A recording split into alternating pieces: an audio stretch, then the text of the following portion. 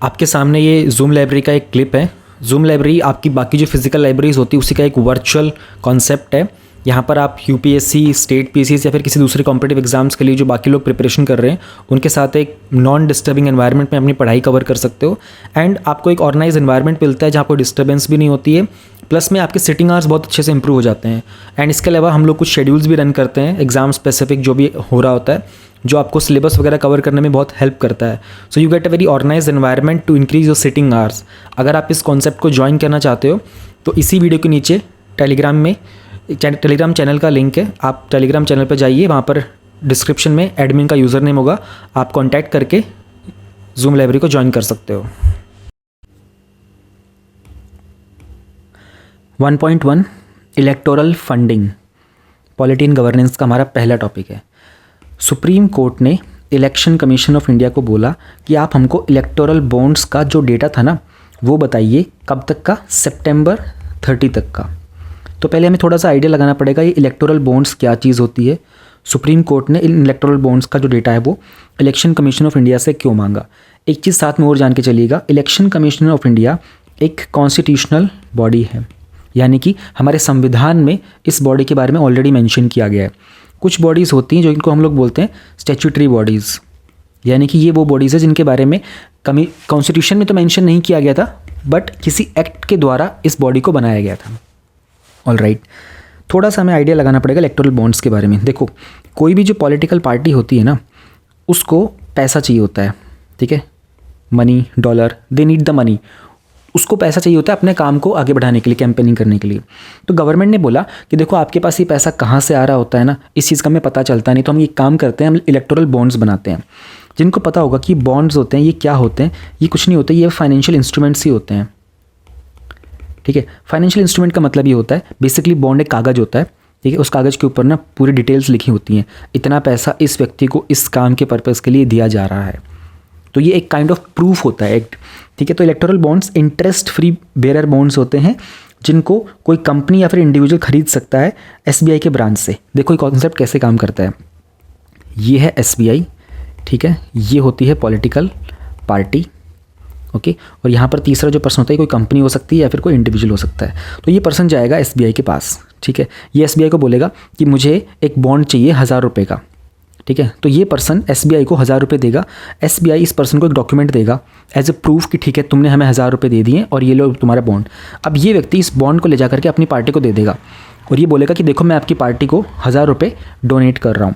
अब ये party bond से कैसे यूज़ करेगी, बॉन्ड पॉलिटिकल पार्टी एसबीआई को कांटेक्ट करेगी सारे बॉन्ड्स इकट्ठे करके, वो उनका अपना नियम होता है, इंटरनल होता है कि ये सारे बॉन्ड्स आए हैं। एसबीआई उन बॉन्ड्स को वेरीफाई करेगा कि क्या ये वही बॉन्ड है जो हमारे थ्रू गए थे, और इन सारे बॉन्ड का पैसा पॉलिटिकल पार्टी को दे देगा। तो ये कॉन्सेप्ट क्यों लेके आया गया था, अकाउंटेबिलिटी मेंटेन करने के लिए, ठीक है, ट्रांसपेरेंसी मेंटेन करने के लिए लाया गया था कि एक फॉर्मल बैंकिंग चैनल से ही सारा पैसा पॉलिटिकल पार्टीज के थ्रू आएगा, ठीक है। अब ये जो आइडेंटिटी होती है ना, आप लोगों ने देखा था ना, यहाँ पर एसबीआई था, ऑलराइट, यहाँ पर कोई डोनर था और यहाँ पर थी हमारी पॉलिटिकल पार्टी। एक तरीके से तीनों कनेक्टेड हैं ये आपस में, ऑलराइट। बट हमने यहाँ पर एक चीज़ करने की कोशिश की थी कि ये जो डोनर होता है ना, अब इसकी जो आइडेंटिटी होती है ना वो कॉन्फिडेंशियल रहती है, ऑलराइट। तो जो भी ट्रांजेक्शन होते हैं ना ये चेक से या फिर डिजिटली किए जाते हैं, ये भी आपको ध्यान रखना पड़ेगा, चेक से या फिर डिजिटल तरीके पे इनका ट्रांजैक्शन किया जाता है, ओके। तो इसमें एक लिमिट होती है, आप 1000 रुपये के मल्टीप्लिकेशन में, 10,000 में, 1 लाख में, 10 लाख में, 1 करोड़, इनके मल्टीप्लिकेशन में आप बॉन्ड्स परचेज कर सकते हो। कोई कैप नहीं है कितने बॉन्ड एक पर्सन खरीदेगा, कितने परचेज करेगा। अच्छा, कब कब मिलते हैं एसबीआई की कुछ ऑथराइज ब्रांच ही हैं, वहीं से मिलते हैं, ऑलराइट। जनवरी, अप्रैल, जुलाई और अक्टूबर, तो साल में जनवरी, उसके बाद फिर फेब और मार्च तक बंद रहेगा, फिर अप्रैल में खुलेगा, फिर मई और जून में बंद रहेगा, फिर जुलाई में खुलेगा, अगस्त सितंबर में बंद रहेगा, अक्टूबर में खुलेगा, नवंबर दिसंबर में बंद रहेगा। तो बेसिकली आप देखोगे हर एक क्वार्टर के स्टार्टिंग में 10 दिनों के लिए टाइम पीरियड होता है, आप उनमें परचेज करके फिर पॉलिटिकल पार्टी को दे सकते हो, ठीक है। अब सुप्रीम कोर्ट बोला इलेक्शन कमीशन को कि डेटा दिखाओ भाई, ठीक है, क्योंकि जो association for democratic reforms ADR की पिटीशन थी इलेक्टोरल बॉन्ड के स्कीम के अगेंस्ट में, ऑलराइट। इलेक्टोरल फंडिंग का कॉन्सेप्ट जो है ना, इसमें ये डेटा बड़ा इंपॉर्टेंट है। GS2 में इस तरह के क्वेश्चन आपके बन के आते हैं, this data is very very important. तो एडीआर ने बताया था कि 69% जो भी टोटल इनकम आती है पॉलिटिकल पार्टीज़ की, 2004 से और 2015 के बीच तक में, वो अननोन सोर्सेज से आई थी। ये डेटा पुराना है बट ये बहुत रेलेवेंट है, आपको आज के टाइम में इसे यूज़ करना पड़ेगा। 2021-22 में उन्होंने कहा 66% किसी भी पॉलिटिकल पार्टी का जो फंडिंग आई थी वो अननोन सोर्सेज से आई थी और 23% आई थी नॉन सोर्सेज से, यानी कि ये इलेक्शन कमीशन ऑफ इंडिया ने बताई थी। अब प्रॉब्लम ये आती है 66% आ कहाँ से रहा है, कौन है जो पॉलिटिकल पार्टीज़ को पैसा दे रहा है जिसका सोर्स हमें पता नहीं चल पा रहा है। ऑलराइट, इसी कॉन्सेप्ट को हम लोग बोलते हैं फिर यहाँ पर इलेक्टोरल की फंडिंग। क्योंकि कोई व्यक्ति कैंडिडेट बनना चाहेगा, उसको एमपी बनना है, उसको एमएलए बनना है, तो पार्टी के पास पैसा होता है ना उस पर्सन को प्रमोट करने के लिए, कैंपेनिंग करने के लिए, लोगों को वोट बैंक क्रिएट करने के लिए, अट्रैक्ट करने के लिए कि भाई देखो हमारा ये फंड है, हम ये मैंडेट लेके आएंगे, आप हमें पैसे दीजिए, हमको पार्टी के फंड में पैसा चाहिए, ठीक है, हम आपका ये काम करेंगे, आप हमें एमपी बनाइए, हमको एमएलए बनाइए, ऑल दिस थिंग्स हैपन। एक बहुत इंपॉर्टेंट चीज़ ये हुई है, 2019 के जो लोकसभा के इलेक्शंस हुए थे ना, उसमें सेंटर फॉर मीडिया स्टडीज़ ने बताया था कि 55,000 से 60,000 करोड़ रुपए इकट्ठे हुए थे। ये बहुत बड़ी एक कंसर्न है कि इतना पैसा आ कहाँ से रहा है, 55,000 से लेकर 60,000 तक। उसके अलावा प्रॉब्लम क्या होता है ना, एक होती है बड़ी पार्टी और एक होती है स्मॉल पार्टी। तो बड़ी पार्टी के पास फंडिंग ज़्यादा आएगी, एक तरीके से वो बड़ी है भी इसलिए क्योंकि उसके पास फंडिंग ज़्यादा आ रही है, ठीक है, ज़्यादा लोग होंगे तो ज़्यादा कैंपेनिंग कर पाएंगे, ज़्यादा लोगों तक पहुंच पाएंगे डिजिटल मीडियम से या फिर फिजिकल मीडियम से भी। स्मॉल पार्टी के पास फंडिंग कंपैरेटिवली कम होती है ना, ये भी एक कंसर्न आता है इलेक्टोरल फंडिंग में। भाई इसके बाद जब फंडिंग भी कम होगी तो इसकी आउटरीच भी कम होगी ना, तो क्या होता है कि इन पार्टीज़ को ना एक लेवल प्लेइंग फील्ड नहीं मिल पाता। कैश ट्रांजैक्शंस काफ़ी इंक्रीज़ हो जाते हैं, ये भी एक चीज़ देखने को मिली थी, तो उसको सोर्स को आइडेंटिफाई करना बड़ा मुश्किल हो जाता है। बेसिकली यहीं से वो यही कहना चाह रहे हैं कि there are so many unknown sources.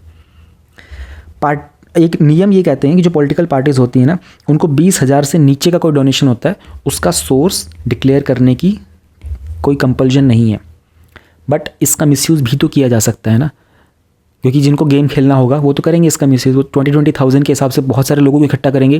वो किसी को बोलेगा भाई ये ले 21,000 रुपये, 1,000 रुपये तेरे हैं, 20,000 रुपये यहाँ पर बस डिपॉजिट कर दे, तेरा 2 मिनट का काम है, हमारे नाम पे कर दे और 1,000 रुपये रख ले। ये भी तो हो सकता है, मिसयूज़ तो कहीं पे हो सकता है। इसके कारण सब ये जो चीज़ें हो रही होती है ना। फिर कॉर्पोरेट और पॉलिटिकल पार्टीज़ का नेक्सस, ये तो आप लोगों ने बहुत बार सुना होगा, इट्स एन ओल्ड नेक्सस। कैसे काम करता है, बड़ी बड़ी कंपनियाँ पॉलिटिकल पार्टीज़ को पैसा देती हैं, फंडिंग देती हैं। क्यों? वो बोलती हैं कि जब आप पावर में आओगे ना, आप हमारा ये प्रोजेक्ट क्लियर करवा देना, आप बन जाओगे मिनिस्टर और मिनिस्टर का अप्रूवल चाहिए होता है, आप ये हमारा प्रोजेक्ट क्लियर करवा देना। तो इनका आपस में जो ये नेक्सस बन रहा है नुकसान करता है। All this huge expenditure, level playing field नहीं मिलता, कैश ट्रांजैक्शन बढ़ जाती हैं, कॉर्पोरेट पॉलिटिकल पार्टीज़ का नेक्सस होता है। इससे क्या बनता है, इससे निकल के आता है black money, very very dangerous, ठीक है। और क्रिमिनलाइजेशन ऑफ पॉलिटिक्स, ये टॉपिक आपका ऑलरेडी आ चुका है एग्जाम में, criminalisation of politics. This is something which the government is wanting to end. The constitution is made in such a way कि ये चीज़ें हो ही ना, बट उसमें कॉन्स्टिट्यूशन के बहुत सारे मैंडेट्स होते हैं जिनको फॉलो नहीं किया जा रहा होता। ऑलराइट, अब क्या करें?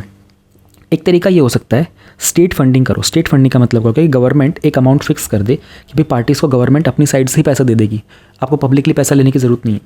1998 के अंदर इंद्रजीत गुप्ता जी की कमेटी आई थी, उन्होंने एक सजेशन दिया था, ताकि उन्होंने कहा था कि कम पैसों के द्वारा ना फिर सभी पार्टीज़ को ना एक फेयर प्लेइंग फील्ड मिलेगा, सब बराबर तरीके से कम्पीट कर पाएंगी। So this was very very important. Transparency लाना बहुत ज़रूरी था। सो नेपाल, जर्मनी, फ्रांस, यूएसए और जापान, इन्होंने इलेक्ट्रॉनिक फंडिंग के अंदर बहुत सारा काम किया हुआ है। उन्होंने कहा कि जो डोनर था ना उसको आरटीआई के अंडर ले आओ। अगर किसी को पता करना हो कि ये पैसा कहाँ से आया तो राइट टू इन्फॉर्मेशन का जो एक्ट है हमारा, उसके थ्रू पता किया जा सके। प्रोएक्टिव डिस्क्लोजर, उन्होंने कहा था अबव और बिलो 20,000 सबके बारे में डिस्क्लोज कर दो ना, सारे डोनेशन का पता लगा दो, तो पार्टीज भी डिक्लेयर कर सकती हैं। टैक्स एग्जेम्पशन दिया जा सकता है। ऑलराइट, तो उन्होंने कहा था कि देखो टैक्स एग्जेम्पशन देना क्या होता है, एक तरीके से ना आप एक इंसेंटिव देते हो, ठीक है, आप एक क्या कह सकते हैं, बेसिकली हम इसको हिंदी में क्या बोलेंगे, मुआवजा दिया जा सकता है, ठीक है। So these are like ways and methods, ठीक है, ताकि लोगों को थोड़ा सा अट्रैक्ट करना। और इसका ओवरऑल आउटकम क्या निकलता है अगर आप टैक्स में एग्जेम्पशन दे दोगे? ट्रांसपेरेंसी निकल के आएगी। तो these are ways to handle to get more donations. अब पॉलिटिकल पार्टीज़ को उन्होंने कहा कि आरटीआई के अंदर लेके आ जाओ। ये बात हम लोगों ने देखी थी ना, वी सो दिस थिंग्स, कि अगर डोनेशंस के बारे में पता चल जाएगा तो पता चलेगा कि फंडिंग कहाँ से आ रही है, कैश ट्रांजैक्शन हुआ नहीं हुआ। ये 55,000 60,000 करोड़ का पैसा था, इसका कोई ऑडिटिंग नहीं हो पा सकती ना। ये तो आइडिया लगाया गया था सेंटर फॉर मीडिया स्टडीज़ के द्वारा, ना what to do in this thing. तो अगर ये आरटीआई के अंडर आ जाएंगे ना, इससे क्या होगा, हमारी पॉलिटिकल पार्टीज़ है ना, हमारी डेमोक्रेसी, हमारे इलेक्शंस बहुत मजबूत हो जाएंगे। This is something that we want, this is something that can make sure कि हमारा देश जो है वो संविधान के मुताबिक चल रहा है ना। वो जो सारे कॉन्सेप्ट्स होते हैं ना, transparency, accountability, reducing the conflict of interest, honesty, ये सब चीज़ें तभी लागू हो सकती है जब इन चीज़ों पर काम किया जाएगा। देयर आर सर्टेन सजेशंस, इन पर अगर काम करें तो ये जो हमारे इश्यूज़ हैं इन सबको हम हैंडल कर सकते हैं। ऑलराइट, ये कुछ चीज़ें हैं, इसमें बेसिक फैक्ट्स हैं। This is very very important, आपको नोट डाउन करना पड़ेगा ये। In fact this one is very important कि 2019 के इलेक्शन में आप अब जब आपको एग्जाम में लिखना हो ना, आप ये भी लिख सकते हो कि अप्रॉक्स 60,000 करोड़, आप इसके साथ अप्रोक्स वर्ड का इस्तेमाल कर दीजिए, then it would make sense. Alright, तो ये था हमारा टॉपिक नंबर 1.1। इलेक्टोरल फंडिंग का ही एक सब टॉपिक भी है हमारे पास 1.1.1 में, इलेक्टोरल लिटरेसी। लोगों को लिटरेट करना है, पढ़ाना लिखाना है, किसके बारे में, इलेक्टोरल्स। अब यहाँ पर इलेक्टोरल का मतलब आप इलेक्शन, चुनाव, जो देश भर में चुनाव चलते हैं उसके बारे में लोगों को पता तो होना चाहिए। तो इस बात को लेकर के ना इलेक्शन कमीशन ऑफ इंडिया ने मिनिस्ट्री ऑफ एजुकेशन के साथ एक मेमोरेंडम ऑफ अंडरस्टैंडिंग साइन किया है। MOU बोलते हैं मेमोरेंडम ऑफ अंडरस्टैंडिंग को। इट्स काइंड ऑफ एग्रीमेंट, ठीक है। कुछ उसमें टर्म्स एंड कंडीशंस होती हैं, ऑलराइट, एंड कुछ स्टैंडर्ड्स होते हैं, इस तरह को फॉलो किया जाएगा। तो हम चाहते हैं देश के अंदर लोगों को चुनाव के बारे में थोड़ा पढ़ाना लिखाना, वोटर एजुकेशन के बारे में। तो कॉन्सेप्ट रहेगा कि 6ठी से 12वीं कक्षा के बच्चों को गवर्नमेंट के ऊपर इन्फॉर्मेशन दी जाएगी, इकोनॉमिक, सोशल, पॉलिटिकल इश्यूज़ क्या होते हैं, डेमोक्रेसी के बारे में। इसको लेकर के इलेक्टोरल लिटरेसी क्लब्स भी बनाए जाएंगे। तो ये जो इलेक्टोरल लिटरेसी क्लब्स है ना, ये बेसिकली कैंपस में कैंपेनिंग करने के लिए होंगे, ठीक है, जहाँ पर स्कूल के स्टूडेंट्स को एंगेज किया जाएगा, है ना, उनको सेंसिटाइज किया जाएगा कि उनके इलेक्टोरल राइट्स क्या होते हैं, उनसे जागरूक किया जाएगा। तो उसके तहत वोटर अवेयरनेस फोरम्स बनाए जाते हैं, ठीक है, और कॉलेजेस, यूनिवर्सिटीज़ के अंदर इस तरह के क्लब सेटअप किए जाएंगे, हैं, या फिर चुनाव पाठशाला भी आप कह सकते हो। तो एक अलग अलग टाइप के कॉन्सेप्ट्स हैं, गवर्नमेंट ऑलरेडी इस पे काम कर रही है। NCERT अपने सारी टेक्स्ट बुक्स को अपडेट करेंगी, उसमें इलेक्टोरल लिटरेसी को लेकर के कॉन्सेप्ट ऐड किया जाएगा, और बाकी स्टेट के जो बोर्ड्स हैं वो भी इस चीज़ को फॉलो करने वाले हैं। There will be democracy rooms, जहाँ पर वोटर एजुकेशन के बारे में अपडेटेड कॉन्टेक्स्ट में सारा डेटा मिलेगा आपको। फ़ायदा क्या होने वाला है, तो इट्स वेरी वेरी इंपॉर्टेंट कि बचपन से ही लोगों को वोटिंग के बारे में इन्फॉर्मेशन मिले, है ना। तो पूरी कंट्री के अंदर, है ना, कंट्री लाइक डाइवर्स कंट्री, जहाँ पर अलग अलग टाइम पर अलग अलग तरह के इलेक्शंस हो रहे होते हैं, we need to know how to smoothly conduct the elections. इसके अलावा अर्बन और जो यूथ एपैथी होती है ना, basically what they want is कि टू अट्रैक्ट, है ना। कहते हैं ना कि भारत के अंदर जो इलेक्शंस होते हैं, लोकसभा इलेक्शंस होते हैं, it's kind of a celebration, it's a democratic celebration of democracy. तो उसी चीज़ को प्रमोट करने के लिए, और अभी हम लोग देखेंगे कि 2024 में हमारे पास लोकसभा इलेक्शन होने वाले हैं, तो it's going to be very huge thing. The whole world is looking towards India's next. वैसे तो हर एक पार्टी अपना अपना लीडर चुन करके रखती है, किसको प्राइम मिनिस्टर बनाएंगे, बट चुनाव होने से पहले किसी के बारे में कुछ कहा नहीं जा सकता। तो the whole world is looking towards, because India आज के टाइम में जियो पॉलिटिकल एरिना के अंदर बहुत ज़्यादा वैल्यूएबल पोजीशन होल्ड कर रहा है। तो not just for the domestic purpose but even for the international arena, India के लोकसभा के इलेक्शंस बहुत ज़्यादा महत्व रखते हैं। तो government is wanting, election commission of India is wanting कि through education, through the ministry of education, ये चीज़ हमारे स्कूल के बच्चों तक भी जाए, कॉलेजेस के बच्चों तक भी जाए, उन्हें पता चले कि प्रॉपर इलेक्शन क्या होता है, MPs क्या होते हैं, MLAs क्या होते हैं, प्राइम मिनिस्टर बनते कैसे हैं, चीफ मिनिस्टर कैसे बनते हैं। दो it is given in the books, आप लोगों ने अपनी NCERTs में इसके बारे में काफ़ी कुछ पढ़ा होगा, but still there is doubt, है ना, people, students, they do not get it very clearly. तो उसी चीज़ को आगे बढ़ाया जाएगा, इसी के लिए इलेक्टोरल लिटरेसी का। अब आपको ये कहाँ पर यूज़ करना होगा, मेंस में। डू मेक श्योर कि गवर्नमेंट इलेक्टोरल नॉलेज को, लिटरेसी को बढ़ाने के लिए उन्होंने एक MOU साइन किया था। सो इस टॉपिक में इतना चीज़ होगी जो आपके एग्ज़ाम में बहुत रेलिवेंट होने वाली है। बाकी तो आपको अभी समझाने के लिए था ये सब चीज़ें, तो all this things. Alright, UPSC के हैंडी बुकलेट में आपको ये सारा कंटेंट मिलेगा। मैं आपको एक बार सबका सैंपल दिखा देता हूँ, एक एक चीज़ मैं आपको दिखा दूंगा। 900 से ज़्यादा माइंड मैप्स है जो आपको प्रीलिम्स में भी, मेंस में भी, स्टैटिक कंटेंट भी और डायनेमिक भी है। 400 से ज़्यादा मेंस के क्वेश्चन है प्रैक्टिस के लिए। 200 से ज़्यादा निमोनिक्स हैं ताकि आप फैक्ट्स को याद रख सको। कोड्स वगैरह हैं, आंसर राइटिंग की चेकलिस्ट है, डेली प्रोग्रेस ट्रैकर है, टॉपर्स का कुछ डेटा है, 7 शेड्यूल है। प्लस में इसके साथ में आपको 400 से ज़्यादा आंसर राइटिंग के कीवर्ड्स, प्रीवियस ईयर के मेंस के question papers, constitutional articles, modern history timeline, revision pipeline, कुछ हॉट टॉपिक्स के लिस्ट वगैरह, ये सारी चीज़ मैं आपको दिखा देता हूँ, and then you can download them from the description of the video. If you talk about the mind maps ना, तो आपको 900 से ज़्यादा माइंड मैप्स मिलेंगे जो आपको प्रीलिम्स एंड मेंस में, प्लस में स्टैटिक एंड करंट अफेयर दोनों तरह के टॉपिक्स में आपके लिए यूज़फुल होंगे। जैसे 15 फाइनेंस कमीशन की रिपोर्ट हो गई है, उसके अलावा जैसे गिग वर्कर्स का टॉपिक आपको रिसेंटली मेंस के एग्जाम में भी देखने को मिला था, ग्लोबल बायोडाइवर्सिटी आउटलुक की रिपोर्ट वगैरह के बारे में, GNCTD का जो बिल था इसके ऊपर मेंस में क्वेश्चन आया था रिसेंटली, हेल्थ के डेटा को लेकर तो हर बार क्वेश्चन आता ही है, इंडिया की आर्कटिक एंटार्कटिक पॉलिसीज़ को। तो ये जो माइंड मैप्स है इनके सोर्सेज जनरली जो आपका हिंदी न्यूज़पेपर है, आपका इंडियन एक्सप्रेस का न्यूज़पेपर है, जहाँ से मेजरली क्वेश्चंस बनते हैं, प्लस में सनसेट टीवी के ऊपर जो बहुत सारे डिबेट्स एंड डिस्कशंस होते हैं। सनसेट टीवी वही है जो पहले राज्यसभा टेलीविजन हुआ करता था, उसके बाद में अपडेट कर दिया गया क्योंकि उसमें लोकसभा टीवी को भी मर्ज कर दिया गया। एंड कुछ मेजर जो करंट अफेयर की मैगजीन में आप देखोगे वो लोग भी इन्हीं टॉपिक्स को हिंदू, इंडियन एक्सप्रेस और संसद से ही कवर करते हैं, तो ये टॉपिक आपको वहाँ पर भी रिफ्लेक्ट होते हुए दिखाई देंगे। So these are all the major things जो आपको देखने को मिलेंगी। अब जैसे रेगुलेशन ऑफ NGOs को लेकर के क्वेश्चन था रिसेंटली, पॉपुलेशन कंट्रोल पॉलिसीज़ को लेकर, विमेन इन आर्म्ड फोर्सेस को लेकर, फिर women in judiciary, women in agriculture को लेकर, विमेन रिजर्वेशन बिल को लेकर भी था। ये बहुत सारे क्वेश्चन थे जो रिसेंटली एग्जाम में आपको रिफ्लेक्ट देखने को मिले थे। बायोटेक्नोलॉजी हो गया, CBI वर्सेस स्टेट्स का क्वेश्चन भी आपको देखने को मिला था, कमर्शियल कोल माइनिंग को लेकर, फिर डिजिटल इंडिया को लेकर। दीज वर द क्वेश्चन जो आपको रिसेंटली देखने को मिले थे एग्जाम में। अब अगर हम बात करते हैं कि और क्या कुछ होगा इस माइंड मैप्स के अंदर, तो बहुत सारे डेटा में कुछ और एक्स्ट्रा आपको थोड़े से दिखा देता हूँ।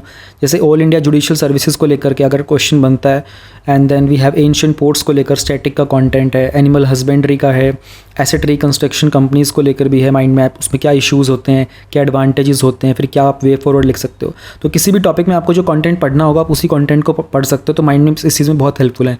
बाल गंगाधर तिलक हो गया, बिपिन चंद्र पाल हो गया, बुद्धिज़्म को लेकर भी हैं, ये टॉपिक्स आते रहते हैं, तो इनके भी माइंड मैप्स है जो आपको ईजिली चीज़ों को याद करने में मदद कर सकते हैं। कार्नेटिक वॉर्स को लेकर है, उसके बाद जो हमारा कोड आया था लेबर वगैरह कोड्स के, तो उनके सबके जो डिविजन्स थे, direct tax, economic growth, folk music, fishery sector, foreign traveller जो इंडिया में आए थे उन सब के नाम, कौन से ईयर में आए थे, क्या कुछ उन्होंने मेजर कंट्रीब्यूशन किए थे, गांधार स्कूल, ग्रीन बिल्डिंग्स वगैरह, ये सब चीज़ें आपको देखेंगे। कुछ चीज़ें प्रीवियस ईयर क्वेश्चन में आपने देखी होंगी। अगर हम इंटरनेशनल रिलेशंस की बात करते हैं, देन इंडिया अफगानिस्तान के रिलेशनशिप को देख लो, आप इंडिया भूटान देख लो, and then India Bangladesh, India China, India Maldives, India Myanmar, ऐसे बहुत सारे हैं, 900+ है। महात्मा गांधी, लाला लाजपत राय, जैनिज़्म को लेकर, मैरिज को लेकर, और रिसेंटली नेशनल पार्क्स में क्या होता है, वाइल्ड लाइफ सेंचुरीज़ में क्या कुछ होता है, प्रोटेक्टेड एग्रीकल्चर जोन्स क्या होते हैं, मनरेगा के अंदर क्या कुछ रिफॉर्म्स लाए गए, उसमें मनरेगा का भी पार्ट है, सीड इंडस्ट्री, सी लेवल राइज होना, स्कूल्स ऑफ फिलॉसफी जो हम लोग पढ़ते हैं हिस्ट्री में, skill development, soil health scheme को लेकर के, प्रधानमंत्री फसल बीमा योजना हो गया। इतने सारे टॉपिक्स हैं कि जो सब कुछ आपका सिलेबस पॉइंट ऑफ व्यू से कि कोई भी ऐसी चीज़ ना हो, WTO को लेकर के और उसकी क्या कुछ डेवलपमेंट्स होती रहती हैं। हर बार WTO से एक ना एक क्वेश्चन आता ही आता है प्रीलिम्स में। Self employment, state finances, rules of origin का था, FDI पॉलिसी, राष्ट्रीय कृषि योजना, PM किसान सम्मान निधि वगैरह। So all the content which is directly related to your UPSC syllabus जो प्रीलिम्स और मेंस में मिलेगा, स्टैटिक भी है, and then dynamic content is also there. तो यू नो कि आपको टॉपिक में से कौन सी चीज़ पढ़नी, कौन सी इग्नोर करनी, वो वाला पार्ट माइंड मैप से बहुत ईजी हो जाता है। लाइक गगनयान के व्हीकल के बारे में जानना हो, रशियन कनेक्शन क्या है, सिग्निफिकेंस क्या है, तो माइंड मैप से वो चीज़ों को पढ़ना आसान हो जाता है। फिशरी सेक्टर में उसमें इशूज़ क्या चल रहे हैं, वेरियस इंटरवेंशन क्या है, रिसेंटली ड्राफ्ट क्या आया था। इस तरीके से ये जो माइंड मैप्स हैं आपके लिए बहुत हेल्पफुल होते हैं, चीज़ों को आसान कर देते हैं। अब मैं आपको निमोनिक्स दिखाता हूँ। तो निमोनिक्स आपको फैक्चुअल चीज़ें याद करने में बहुत ज़्यादा हेल्प करेंगे, जैसे fundamental duties, rights, keyword, directive principle, schedules of constitution. Polity के तो बहुत ज़्यादा हैं, 8 शेड्यूल, क्विक नोट्स, आर्टिकल्स वगैरह को लेकर, इंडियन स्टेट्स का फॉर्मेशन कैसे हुआ, सोर्सेज क्या थे इंडियन कॉन्स्टिट्यूशन के, रिवर्स और डैम प्रोजेक्ट्स कौन से डिफरेंट स्टेट में, different national parks and wild life sanctuaries है किस स्टेट में, थर्मल पावर प्लांट्स कौन से स्टेट्स में, इनको आपको दिखा देता हूँ और भी आगे जाके। फिर बहुत सारे रैंडम भी है, प्रिंसिपल्स क्या होते हैं जैनिज्म के, Delhi sultanate, first 5 year plans, different countries कौन सी कैस्पियन सी के पास, 7 hills of Rome, 7 fields of rainbow revolution, Malacca strait, Adriatic sea की कंट्रीज़ वगैरह को लेकर। So there are more than 200 mnemonics जो आपको बहुत सारा फैक्चुअल डेटा याद करने में मदद कर सकते हैं, जिन्हें आप अपनी चीज़ों को, अब देखो ऐसा है कि सबकी अपनी अपनी डिमांड होती है, किसी को फंडामेंटल ड्यूटीज़ वैसे ही याद हो जाती हैं, then they don't need to go through them, but किसी को वाइल्ड लाइफ सेंचुरीज याद करने में बहुत प्रॉब्लम होती है, वो इन डेटा को यूज़ कर सकता है एंड अपनी नीड्स के हिसाब से। इट्स नॉट नेसेसरी आपको सब चीज़ें याद करनी, जैसे शेड्यूल्स ही याद करने हैं, टीयर्स ऑफ ओल्ड PM के, तो ये ईजिली अवेलेबल हो जाएंगे। आपको सिटीजनशिप को लेकर के कैसे एक्वायर करना होता है, तो you can use this word brand करके। बहुत सारी चीज़ें अलग अलग हिसाब से। 92nd अमेंडमेंट में 8 शेड्यूल में 4 लैंग्वेजेस यूज़ की हुई थी, तो उसमें BDMS आप यूज़ कर सकते हो, BDS डिग्री को यूज़ कर सकते हो। कुछ में तो एक चीज़ के दो आपको निमोनिक्स मिलेंगे, ताकि आपको जो याद करने में आसानी है आप वो यूज़ कर सकते हो। तो कंट्री वाइज थे ये बहुत सारे देखोगे। तो रिवर्स और डैम प्रोजेक्ट्स हैं, उड़ीसा के अंदर हैं, तो उसका शॉर्टकट है Jalapet is a mechanic in Orissa, Balim who lives in Chile, Maha and Hira speaks Odissi language, तो महानदी और हीराकुंड डैम हो गया। तो रिवर के ऊपर कौन सा डैम है उसके हिसाब से भी देर आर मोर देन 200 जो आपको एग्जाम में बहुत यूज़फुल रहेंगे। आंसर राइटिंग करते टाइम बहुत सारे जेन्युइन जो कीवर्ड्स होते हैं ना, जैसे कि आप एक 5 pronged अप्रोच यूज़ करोगे तो आप you can mention unilateral, bilateral, sub regional, इस तरीके से। Then there are certain things like आप 5F मेंशन करना चाहते हो कहीं पर, तो food, feed, fibre, fuel and fine chemicals. उसी तरीके से आप और भी चीज़ें देखोगे, 4D करना हो, discuss, debate, decide, disruption, from top down to bottom up, जैसे नीति आयोग में ये चीज़ यूज़ करते हैं। 3S में स्किल, स्केल, स्पीड, ऐसे मोर देन 400 हैं जो डिफरेंट आप GS 1, 2, 3, 4 अपने ऑप्शनल में, एसेज में आप इस तरह के कीवर्ड यूज़ कर सकते हो, जैसे कि साफ नीयत, सही विकास और life cycle based approach, terrorism and talks के not go together, double edge sword, और 3Ps में जो suitable product, transparent process, committed people, ये एथिक्स में यूज़ हो सकता है। 5Is में irrigation, investment, infrastructure, insurance, intensification और wishful thinking, corruption is equal to monopoly plus description minus accountability. 3F मतलब फंड, फंक्शन, ये सब करंट अफेयर में भी बहुत कवर होते हैं, तो वहाँ से सब कलेक्ट किए हुए हैं डिफरेंट टॉपर्स के आंसर की कॉपीज़ में से, and then you can use them in your answer writing.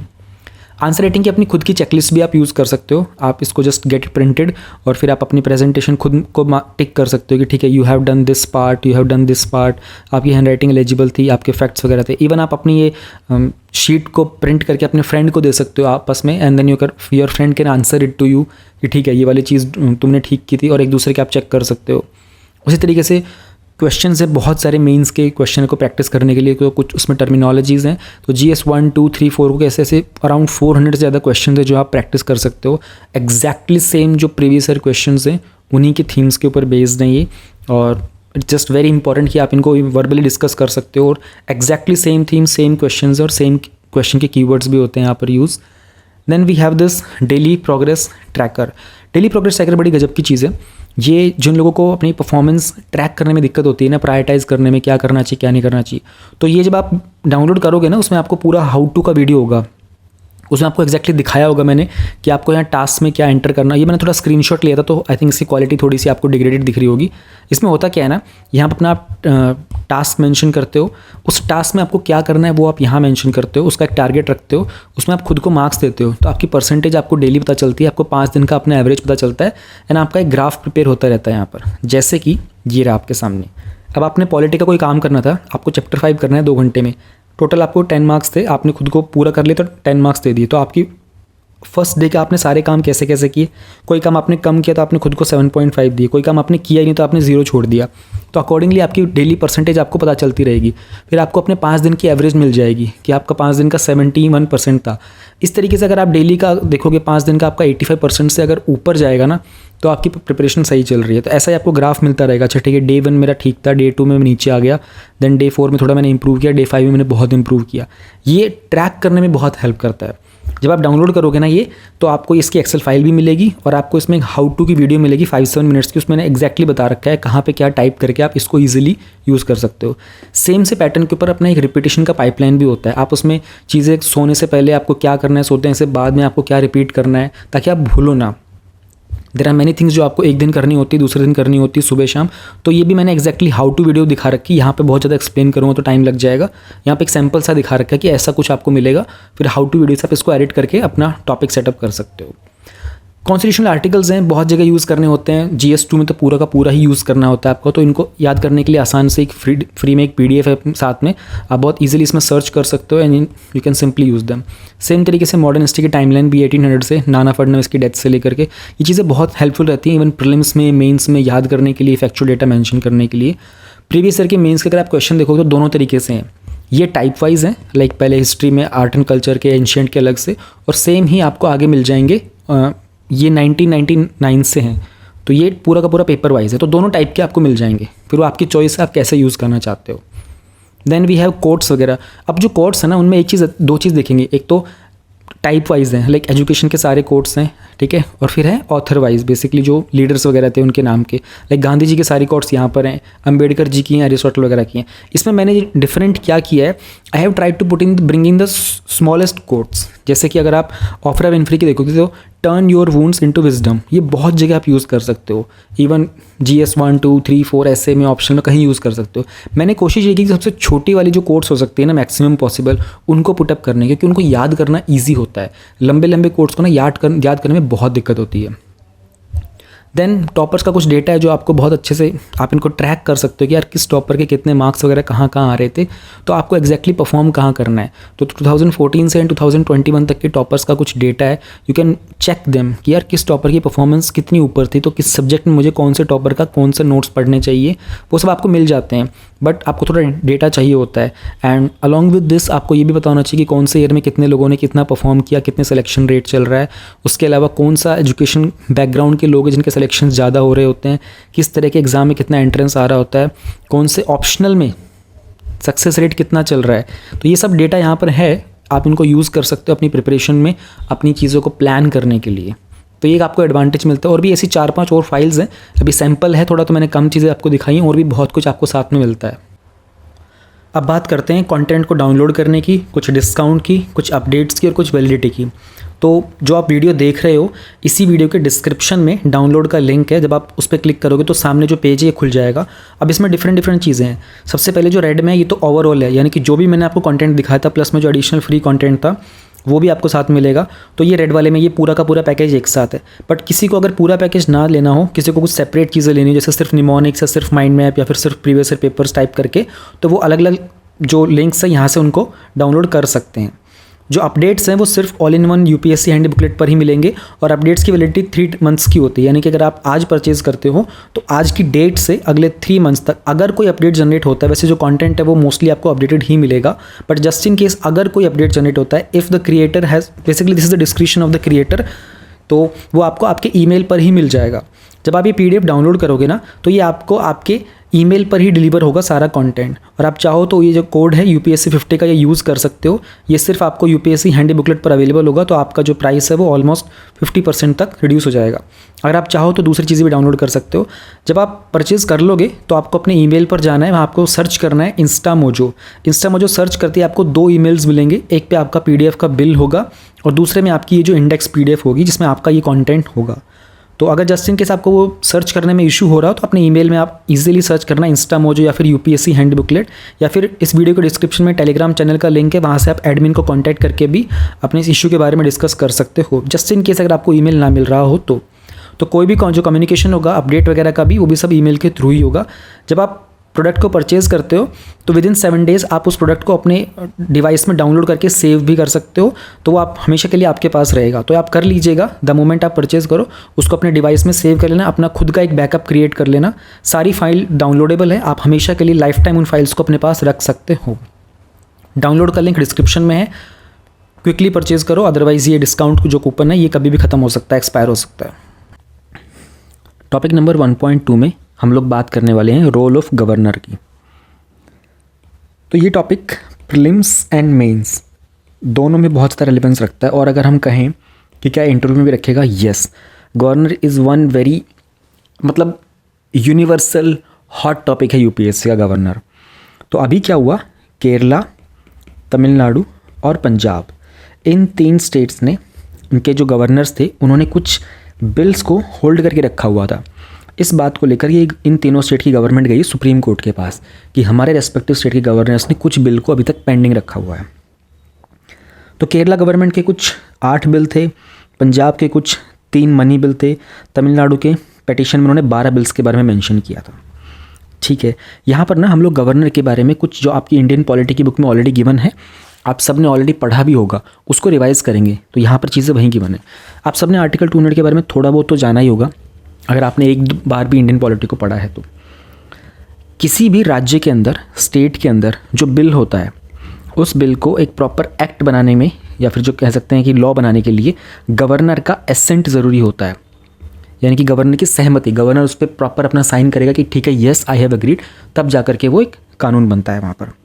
तो जब स्टेट में, तो जैसे हमारे पास स्टेट के अंदर स्टेट लेजिस्लेटिव असेंबली होती है, 6 हमारे पास ऐसे स्टेट है जहाँ पर स्टेट के लेजिस्लेटिव काउंसिल भी होते हैं। ये सब में नहीं होता, बट स्टेट की लेजिस्लेटिव असेंबली तो हर जगह पर होती है। तो आप ये कह सकते हैं कि सेंटर के हिसाब से this is like Lok Sabha and this is like Rajya Sabha. ठीक है, अगेन रिपीट कर देता हूँ, ये जो स्टेट की लेजिस्लेटिव काउंसिल है ये सभी स्टेट में नहीं होती, सिर्फ 6 राज्यों में है भारत में।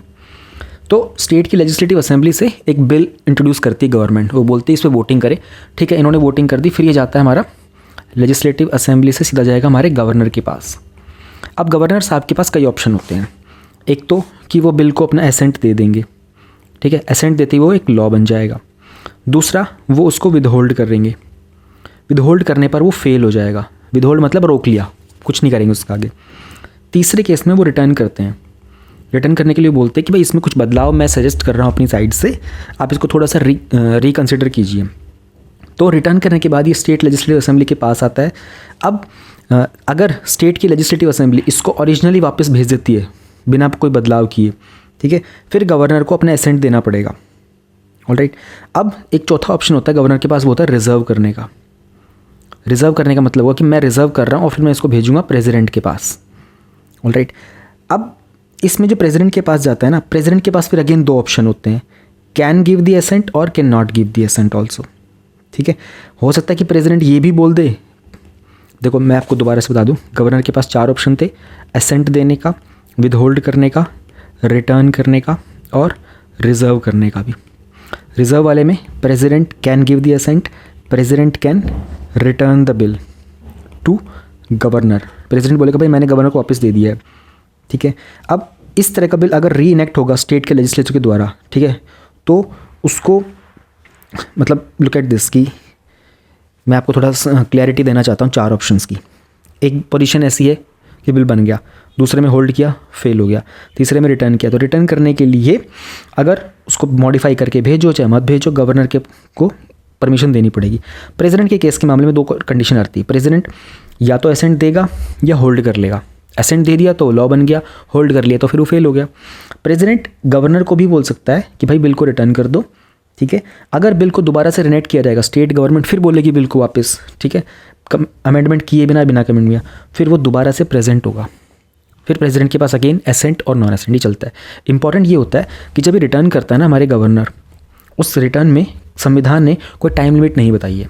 इस 4 ऑप्शंस को आपको बहुत अच्छे से गहराई से समझना होगा। यहाँ से प्रीलिम्स के क्वेश्चन बन के आते हैं, हर बार ऐसे 3-4 सिंपल क्वेश्चन आते हैं आपके इंडियन पॉलिटी में, you can not skip this questions.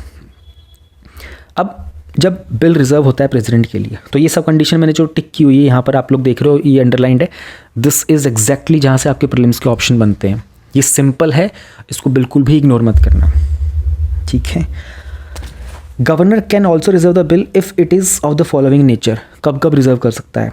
ठीक है, अगर संविधान के खिलाफ हुआ तो, ठीक है, डीपीएसपी के खिलाफ हुआ तो, अगेंस्ट द लार्जर इंटरेस्ट यानी कि देश के हित में नहीं हुआ तो, देश के हित के खिलाफ हुआ तो, ठीक है, grave national importance, dealing with compulsory acquisition of property, इन सब please do remember these conditions. यहाँ से क्वेश्चन बनेंगे, अब नहीं तो भविष्य में बनेंगे। अब होता है डिस्क्रिशनरी पावर। डिस्क्रिशनरी का मतलब आप कह सकते हैं कि अपनी मन मर्जी की पावर होती हैं, वो आर्टिकल 163 में जाती हैं। तो इस टॉपिक में हम लोगों ने 2 आर्टिकल अभी तक देख लिए, आर्टिकल नंबर 200 और आर्टिकल नंबर 163, दोनों गवर्नर से कनेक्टेड हैं कहीं ना कहीं। यहाँ पर गवर्नर बाउंड होता है by the advice of council of minister, जिसको बोलते हैं। काउंसिल ऑफ मिनिस्टर किसके? स्टेट के, स्टेट गवर्नमेंट के। तो वो सलाह देंगे गवर्नर को कि भाई आप इस तरीके से काम कीजिए, यहाँ पर गवर्नर फिर करेगा। राइट, इसमें डिस्क्रिशनरी पावर में गवर्नर का जो डिसीजन होता है ना, जो भी वो लिया जाएगा वो फाइनल होगा। सुप्रीम कोर्ट ने 2016 में कहा था कि अगर गवर्नर अपनी इस पावर को अपनी जुडिशडिक्शन के बियॉन्ड यूज़ करेगा तो ये जुडिशियल रिव्यू का मैटर भी बन जाएगा। यानी कि बेसिकली कहना चाह रहे थे कि यार डिस्क्रिशनरी पावर आपने दे दी है, लेकिन कभी कभी हो सकता है कि गवर्नर ने अपनी मर्जी से सब कुछ कर दिया, तो अगर कोर्ट को लगेगा कि भाई गवर्नर ने अपनी मर्जी के खिलाफ से कहीं ना कहीं अपनी पावर के बियॉन्ड एक्ट किया है ना, उसकी एक पावर थी लिमिट की, उसके बियॉन्ड जाके एक्ट कर रहा है, तो हम उसको जुडिशियल रिव्यू भी करेंगे। This is under our jurisdiction, ये कोर्ट ने कहा था ना। एक्सट्रीमली इंपॉर्टेंट इज़ कि गवर्नर को लेकर के कुछ जजमेंट्स आए थे, ये चीज़ें ना आपको याद करनी पड़ेंगी। इनफैक्ट नबाम रेबिया केस भी आपको याद करना पड़ेगा, और इनमें मैं आपको बता देता हूँ कौन से याद करने पड़ेंगे, because this is how GS 2 के अंदर मेंस में एग्जैक्ट क्वेश्चन ऐसे आ जाते हैं कि बताओ सुप्रीम कोर्ट के कौन से जजमेंट में कहा गया है। पहले भी आया, एनवायरमेंट स्पेसिफिक एक क्वेश्चन भी आ चुका था, अभी 2 साल पहले आया था। तो ये सब नाम आप लोगों ने सुन लिए होंगे। अगर आपका PSIR या फिर आप थोड़ा सा शायद पबैड भी ज़्यादा पढ़ते हो, या फिर आपने इंडियन पॉलिटी को अच्छे से प्रिपेयर कर लिया, GS2 आपका प्रिपेयर्ड है, then you must be aware of these judgments. आपने कहीं ना कहीं नाम सुना ही होगा। SR बोम्मई केस के अंदर कोर्ट ने कहा था कि गवर्नर की पावर को हम लोग रेयर और एक्सेप्शनल सर्कमस्टांसेस में यूज़ करेंगे, एंड कोई भी जो कॉन्सेप्ट होगा ना गवर्नर का, मतलब बेसिकली यहाँ पर गवर्नर के डिस्क्रिप्शन पावर को भी ऐड किया था उन्होंने, यहाँ पर मेंशन नहीं है। तो उन्होंने कहा था कि हर एक चीज़ जुडिशियल रिव्यू के लिए होगी, यानी कि कोर्ट रिव्यू कर सकता है कि गवर्नर ने क्या डिसीजन लिया था। शमशेर सिंह का केस था 1974 का। कोर्ट ने कहा था कि गवर्नर अपने डिस्क्रिप्शन पावर का यूज़ नहीं करेगा, ठीक है, जब भी उसको बिल को होल्ड करना होगा, रिटर्न करना होगा, यानी कि उसको काउंसिल ऑफ मिनिस्टर की एडवाइस पर एक्ट करना पड़ेगा। अब ये ना काफ़ी पुराने हो चुके हैं, इनको इतना ज़्यादा यूज़ करते नहीं है। अभी 2023 में 3 नए एक्ट सुप्रीम कोर्ट के जजमेंट्स आए थे। ये थोड़ा 2023 का बिल्कुल रिसेंट है, तो इनको जाना ज़रूरी है। पंजाब के केस में आया था, उन्होंने कहा अगर गवर्नर एक बिल को होल्ड करता है, ठीक है, फिर उसको रिटर्न करता है रिकन्सिडरेशन के लिए, तो ये जो बिल है ना, ये गवर्नर के साथ इनडेफिनेटली नहीं रह सकता। This is very very important thing. Vice chancellor case 2023 का जो आया था, उसमें कहा था कि जब कोई गवर्नर देश में, मतलब राज्य जो स्टेट के वो होती है ना, यूनिवर्सिटीज़ होती हैं, उनका वाइस चांसलर का पोजीशन मिलता है गवर्नर को, ये बाय डिफ़ॉल्ट होता है। तो गवर्नर जब अपनी स्टैट्यूटरी कैपेसिटी में यूनिवर्सिटी के चांसलर का रोल करेगा, उस समय उनको काउंसिल ऑफ मिनिस्टर्स की एडवाइस की ज़रूरत नहीं है। तमिलनाडु के गवर्नर का केस आया था। सुप्रीम कोर्ट ने कहा था कि गवर्नर बिल्स को रेफ़र नहीं कर सकता प्रेजेंट को, जब तक अगर असेंबली ने उनको री इनेक्ट किया है, ठीक है, विदहोल्ड करने के डिक्लेरेशन के बाद। सिंपल चीज़ें। The most important thing is SR Bommai, state of Punjab वाला, और ये वाइस चांसलर वाला। तो वाइस चांसलर वाला बहुत टाइम तक कंट्रोवर्शियल न्यूज़ में चल रहा था, ठीक है, और ये केरला को लेकर के ज़्यादा आया था ये, तो ये जजमेंट आ गया था। So you do not forget these things. Vice chancellor, state of Punjab and SR Bommai. Shamsher Singh का आप चाहो तो याद मत रखना। देखो ऐसा क्वेश्चन आ जाता है ना मेंस में, तो जजमेंट्स को कोट करना पड़ता है, नंबर उसी चीज़ के मिलते हैं, नहीं किया तो समझ लो कि नंबर नहीं मिलेंगे। कुछ इश्यूज़ हैं गवर्नर के रोल के जो आज तक चल रहे हैं। गवर्नर का टॉपिक हमेशा से कंट्रोवर्शियल ही रहा है, बहुत सारे डिसीजंस पेंडिंग चल रहे हैं, है ना, तो कॉन्स्टिट्यूशन डेडलॉक लग जाता है, क्योंकि दोनों साइड की कोर्ट के पास ना, सुप्रीम कोर्ट के पास अभी भी बहुत सारी पिटिशंस हैं, बहुत सारे केसेस पेंडिंग चल रहे हैं जहाँ पर गवर्नर का रोल इन्वॉल्व है। उसमें क्या होगा कि कॉन्स्टिट्यूशन का डेडलॉक लग जाता है। एक बात बोलती है स्टेट गवर्नमेंट, एक कुछ एक्ट कुछ बोलता है ना, फिर कुछ बहुत सारे हमारे जो विद टाइम कन्वेंशंस आते हैं वो कुछ बोलते हैं, संविधान ने कुछ कहा हुआ है, सिचुएशन कुछ होती है, तो बहुत सारी चीज़ें होती हैं। फिर बहुत बार ऐसा भी माना गया कि जो गवर्नर होते हैं वो पॉलिटिकल बायसनेस दिखाते हैं। क्यों? क्योंकि सेंट्रल गवर्नमेंट भेजती है ना गवर्नर को, तो ऐसा दिखाई देता है कि यार ये जो गवर्नर है ये राजनीतिक तौर पर सेंट्रल गवर्नमेंट के सपोर्ट में काम कर रहा है। अब जब इस तरह के डेडलॉक्स बनते हैं, पॉलिटिकल बायसनेस आता है, तो प्रॉब्लम आती है एडमिनिस्ट्रेटिव इनएफिशिएंसी में। कभी कभी अपॉइंटमेंट में लेने में, डिसीजन लेने में देरी हो जाती है, डिलेज हो जाते हैं, और डिले होने का क्या इम्पैक्ट मिलता है? एफिशिएंसी ख़राब होती है। जुडिशरी पर बहुत सारे पेंडिंग डिसीजन के बाद पेंडिंग केसेस भी तो आते हैं। फिर पेंडिंग केसेस के कारण बहुत सारे उनका बर्डन बढ़ता है ना, बहुत सारे उनको कानूनी विपत्तियों का सामना करना पड़ता है, कभी ये वाला जजमेंट, कभी वो वाला केस। अब देखो ना कितनी सारी चीज़ें। आपको as a student only in 4-5 के बारे में हल्का सा नाम, डेट और उसमें क्या कहा गया था मेंस समरी पढ़ना है। बट थिंक ऑफ दिस कि ये केस अपने आप में कितने लंबे लंबे चले होंगे, कितना इन पे डिटेल में डिस्कशन हुआ होगा। तो जुडिशरी के ऊपर बहुत ज़्यादा बर्डन रहता है, ये प्रॉब्लम है। अब करें क्या? कुछ ना रिकमेंडेशंस आए हुए थे मल्टीपल कमीशंस के। देखो this is the most important thing in this topic. Governor का कोई भी टॉपिक आता है ना, तो इस तरह के रिकमेंडेशन लिखना ज़्यादा बेटर है कि भाई सरकारी कमीशन ने कुछ कहा, पंची कमीशन ने कुछ कहा, है ना, वेंकटचल्य कमीशन ने कुछ कहा था। सरकारी कमीशन ने कहा कि जो उनकी डिस्क्रिशन की पावर होती है ना, उसको रेयर सर्कमस्टांसेस में ही यूज़ किया जाए, राइट। और जो आर्टिकल 200 के अंडर आता है वो होना चाहिए काउंसिल ऑफ मिनिस्टर्स के साथ में। गवर्नर को एक आउटसाइडर के तौर पर लेके आओ, ठीक है, यानी कि he should be someone who is expert in some kind of life के किसी एस्पेक्ट में एक्सपर्ट होना चाहिए, उस व्यक्ति को लेके आओ। कोशिश करो कि कोई पॉलिटिकल साइड वाला व्यक्ति ना ही हो, है ना। और वो प्रेसिडेंट के एजेंट के तौर पर काम ना करे, एकदम इंडिपेंडेंट होकर के काम करे, जो जिम्मेदारी दी गई संविधान के हिसाब से करे। पंची कमीशन ने भी कुछ चीज़ें कही थी, है ना। उन्होंने कहा था कि गवर्नर को इंडिपेंडेंट होना चाहिए। उन्होंने ये भी कहा था कि बिल का एसेंट देना है नहीं देना, इसके ऊपर भी और काम होना चाहिए। बेसिकली उसमें कोई पॉलिटिकल कंसिडरेशन से इसको डिवाइड करना पड़ेगा। ही नीड टू बी इंडिपेंडेंट। ऐसा ना हो कि वो सेंट्रल गवर्नमेंट के हिसाब से ही काम कर रहे हैं, है ना। और एक फिक्स टर्म कर दो 5 साल का, और रिमूव करने के लिए एक रेजोल्यूशन के ऊपर काम करो। अगर स्टेट लेजिस्लेचर एक रेजोल्यूशन पास करेगा उसके थ्रू उनको रिमूव किया जा सकता है। तो पंची कमीशन ऐसा इसलिए कहा था कि यार अगर स्टेट लेजिस्लेचर उनको रिमूव नहीं कर पा रहा है तो कहीं ना कहीं गवर्नर उनके काम में रुकावट भी डाल देगा। तो गवर्नर को ये पता होना चाहिए कि भाई मेरा जो टेन्योर है वो फिक्स है, इतने टाइम तक ही मैं यहाँ पे रहूँगा और मैं निकाला भी जा सकता हूँ, तो I should work as per the constitution. ये रिकमेंडेशन है पुराने। वेंकटचल्या कमीशन जी ने भी कहा था कि he should act on the advice of council of ministers जब भी डे टू डे लाइफ की बात आती है स्टेट के एडमिनिस्ट्रेशन में। So this are wonderful recommendations. कभी भी आप किसी कमीशन के रिकमेंडेशन देखते हो you will always have an edge of extra marks. हमेशा एक्स्ट्रा नंबर मिलेंगे आपको दूसरे स्टूडेंट से। एक स्टूडेंट नाम नहीं लिखेगा, एक स्टूडेंट बस सिंपल लिखेगा कि should work on the advice, should be independent, should have 5 years, एक लिखेगा नाम के साथ, 2, 3, 4, 5 नंबर एक्स्ट्रा लेके जाएगा। सो इजी टॉपिक अगेन मैं आपको बता देता हूँ। This is something which comes prelims, mains, interview तीनों में, और ये एक एक्टिव टॉपिक है जो लंबे समय तक एक्टिव रहेगा। पास्ट में भी गवर्नर के टॉपिक के ऊपर हर तरह के क्वेश्चन आए हैं, प्रीलिम्स में भी आए हैं, मेंस में भी आए, इंटरव्यू में पूछा गया है, और जो भी रिसेंट में न्यूज़ में चल रहा है उनके बारे में आपको पता होना चाहिए। ये सब तो आपको मिल जाएगा आपकी इंडियन पॉलिटी की बुक में, all this things. You need to make sure कि यहाँ से प्रीलिम्स के क्वेश्चन आएंगे ही आएंगे, और ये जो केसेस हैं यहाँ पर ये आपको याद करने पड़ेंगे with respect to your mains exam answer writing में। और द मोस्ट इंपॉर्टेंट है वो ये मैंने आपको 3 बता दिए। इनको चाहें तो आप अपने हिसाब से स्किप कर सकते हैं, आपको लगे कि याद करना है तो बिल्कुल कर लीजिए। आपकी मेमोरी अच्छी है तो ज़्यादा याद करना भी फ़ायदा ही करेगा आपको। 1.3 में we will talk about special and the local laws. बहुत छोटा सा टॉपिक है। तो जो बिल है हमारा क्रिमिनल लॉज को लेकर के, उसके बारे में कुछ चल रहा था न्यूज़ में। इसके ऊपर ना और भी अपडेट आएगा क्योंकि अभी हमारा विंटर सेशन चल रहा है, राइट। ये नवंबर की मैगजीन है ना, जो दिसंबर वाली मैगजीन आएगी ना उसमें काफ़ी सारे अपडेट आएंगे कि आफ्टर दिस विंटर सेशन वाले जो पार्लियामेंट में चल रहा है। बट ये कुछ नई चीज़ है, स्पेशल एंड लोकल लॉज, दोनों में कुछ डिफरेंस होता है। जैसे हमारा यूएपीए का जो एक्ट है ना वो उसको हम लोग बोलते हैं कि स्पेशल लॉ है। क्यों? क्योंकि बहुत ही स्पेसिफिक इशू पर बात कर रहा है। फिर एक हमारा Maharashtra control of organised crime act है। अब ये इंडिया के एक पर्टिकुलर पार्ट का एक्ट है तो हम लोग उसको बोलते हैं लोकल लॉ।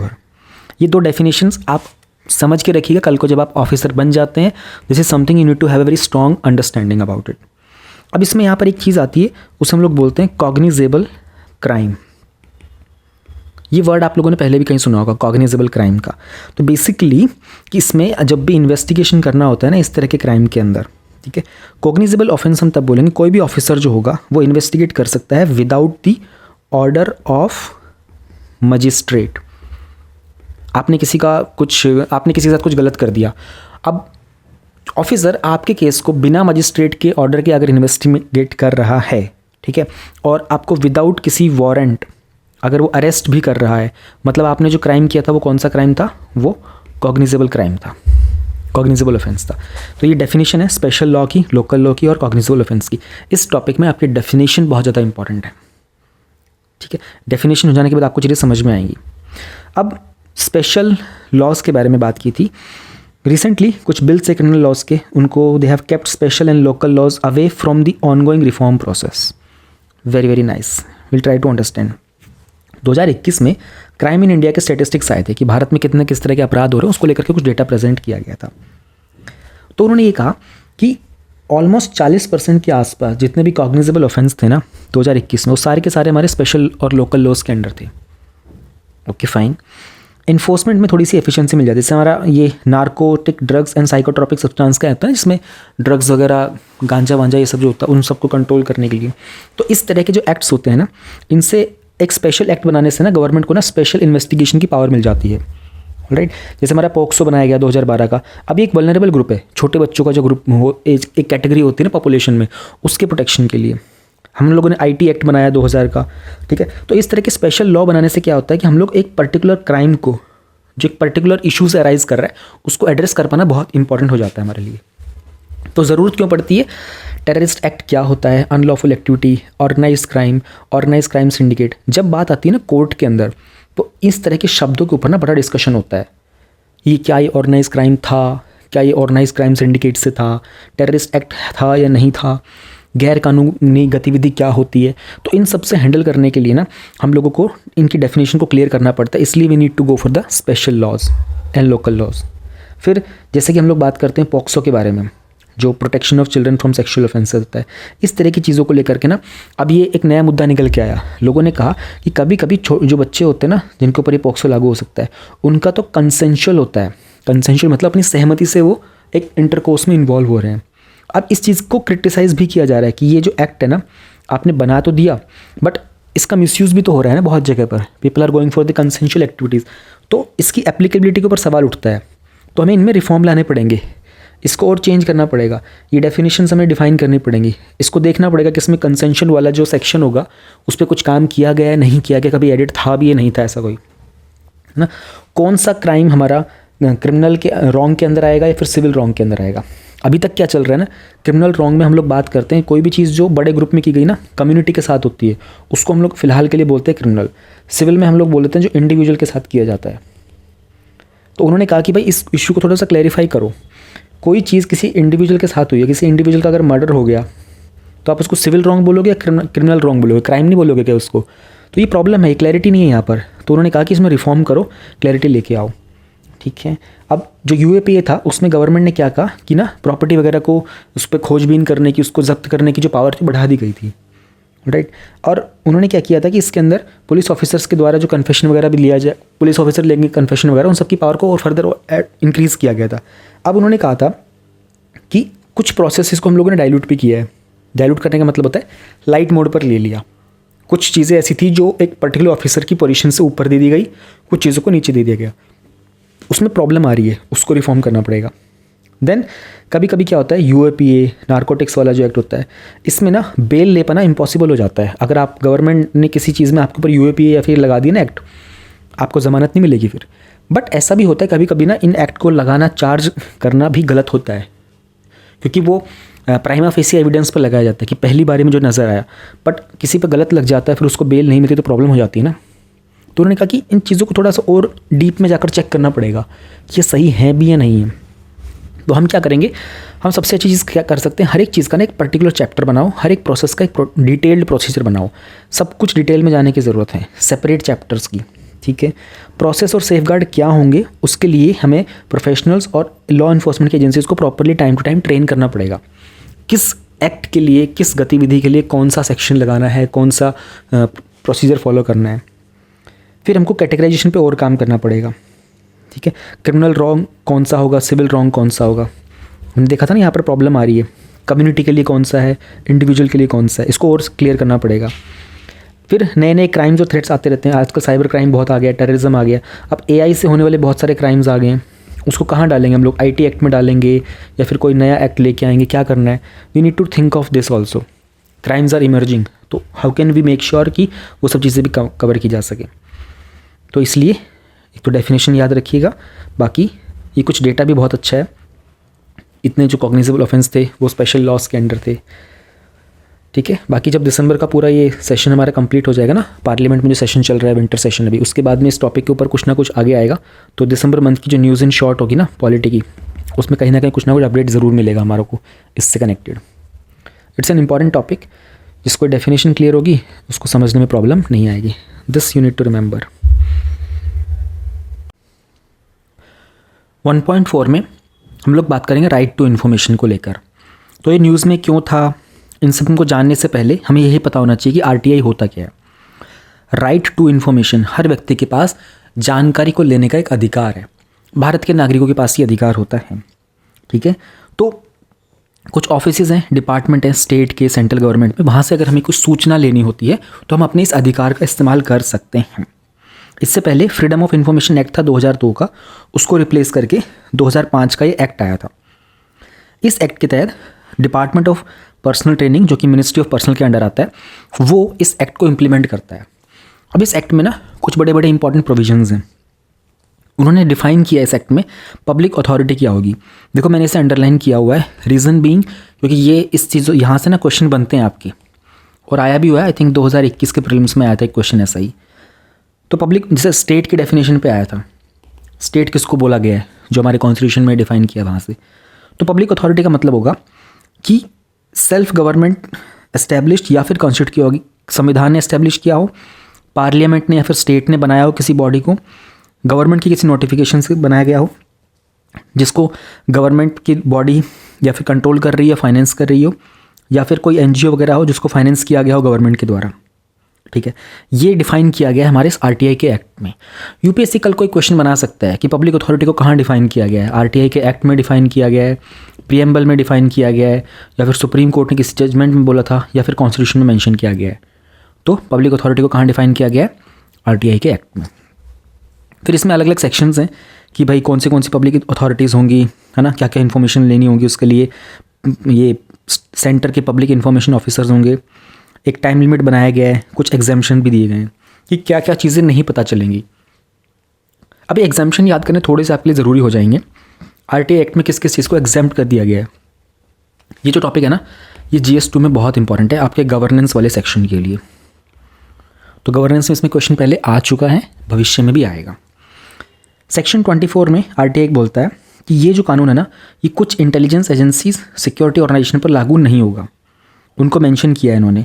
बेसिकली भाई आप रॉ के बारे में पता नहीं कर सकते ना कि भाई मैं आरटीआई डाल देता हूँ और पता करता हूँ कि रॉ के अंदर ये वाला केस कौन हैंडल कर रहा है, नहीं पता कर सकते। आईबी के बारे में नहीं पता कर सकते। तो ऐसी बहुत सारी चीज़ें हैं। सेक्शन 8 में उन्होंने कुछ और एग्जाम्पशन भी दिए थे। इसके अलावा ऐसी कोई भी इन्फॉर्मेशन जो देश की सॉवरेनिटी और इंटीग्रिटी को नुकसान पहुंचा सकती है, ऐसी कोई भी इन्फॉर्मेशन जिसमें हमारे जो न्यायालय होते हैं उनकी निंदा करने की बात हो, है ना, पार्लियामेंट का, स्टेट लेजिस्लेचर का कोई जो प्रिविलेज होता है उसको ब्रीच करना हो, कोई भी ट्रेड के सीक्रेट, इंटेलेक्चुअल प्रॉपर्टी का कुछ डिस्क्लोज करना, कमर्शियल कॉन्फिडेंस हो गया, है ना, फॉरेन गवर्नमेंट से कोई चीज़ हमने रिसीव की हो जो उसको पहले कॉन्फिडेंस में रखना हो, है ना, किसी व्यक्ति की जान को खतरा हो ऐसी कोई इन्फॉर्मेशन, और किसी अपराधी के प्रति कोई इन्वेस्टिगेशन चल रहा हो, कोई प्रोसिक्यूशन चल रहा हो, कैबिनेट के कुछ पेपर्स होते हैं, है ना, ऐसी कोई इन्फॉर्मेशन जो किसी व्यक्ति की हो और उसको पब्लिक में लेके आना हो, है ना, जहाँ से उसकी प्राइवेसी को इन्वेड किया जा सकता हो।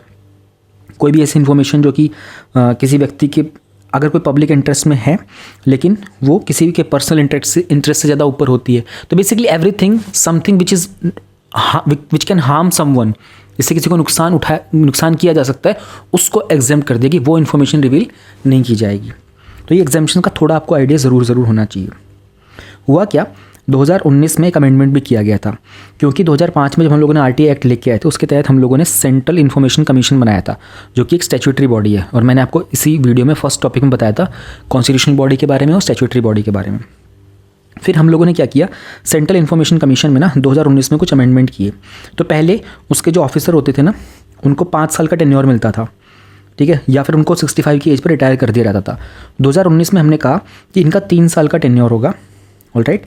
और उन्होंने ये हम लोगों ने इसलिए किया था ताकि फिर जो इन्फॉर्मेशन कमिश्नर्स होंगे ना, ये अपनी पावर को यूज़ कर सकते हैं with the senior most officers also. तो ये एक आपको थोड़ा याद रखना पड़ेगा, इसका टेन्योर 3 साल तक रिड्यूस कर दिया गया था। अब थोड़ा सा आपको आरटीआई के बारे में पता चल गया, इसके एग्जाम्पशंस के बारे में पता चल गया। अभी टॉपिक को न्यूज़ में लेके चलते हैं वापस। सुप्रीम कोर्ट ने कहा सेंटर और स्टेट गवर्नमेंट्स को कि भाई ये सेंट्रल इन्फॉर्मेशन कमीशन है, स्टेट इन्फॉर्मेशन कमीशन है, हमने 2019 के जजमेंट में भी बोला था कि यहाँ पर बहुत सारी वैकेंसीज़ हैं, आप इनको फिल क्यों नहीं कर रहे हो, कितने सारे केसेस पेंडिंग चल रहे हैं, यहाँ पर इस बॉडी कमीशन के अंदर लोग ही नहीं है जो इन्फॉर्मेशन को कलेक्ट करे, तो आपका स्टाफ कहाँ पर है, वैकेंसीज़ क्यों है इतनी सारी। तो ये टॉपिक न्यूज़ में इसलिए था। अब आरटीआई का जो एक्ट है बड़ा महत्वपूर्ण एक्ट है, इसको इम्प्लीमेंट करने को लेकर के ना बहुत सारी चिंताएं होती हैं, जैसे कि रिकॉर्ड कीपिंग को मेंटेन नहीं किया जा रहा है, बहुत बार रिकॉर्ड नहीं पाए जाते हैं, उनका प्रॉपर फॉर्मेट नहीं होता, है ना, कभी कभी कुछ इन्फॉर्मेशन जो होती है वो बिल्डिंग को लेकर, लैंड के टाइटल को लेकर, इन चीज़ों को डिनाई कर दिया जाता है। इंफ्रास्ट्रक्चर की प्रॉब्लम है, स्टाफ की प्रॉब्लम है। ह्यूमन राइट्स की स्टडी की गई थी, उसमें पता चला था कि 2012 से 2018 तक 83% तक हमारी आरटीआई की जो रिक्वेस्ट थी ना वो इंक्रीज़ हो गई थी, और केसेस में बहुत सारा पेंडिंग है। सतर्क नागरिक संगठन की स्टडी में बताया गया था कि जून 2022 तक 3 लाख के आसपास ऐसी आरटीआई की अपील्स और कंप्लेंट जो पेंडिंग चल रही हैं। तो ये सब क्यों आ रहा है, वैकेंसीज़ के कारण आ रहा है, पुअर रिकॉर्ड कीपिंग के कारण, स्टाफ अच्छा नहीं है, इंफ्रास्ट्रक्चर अच्छा नहीं है। 15 सालों में 80 ऐसे लोग थे जिन्होंने आरटीआई की एप्लीकेशन फाइल की थी, उनको मार दिया गया था।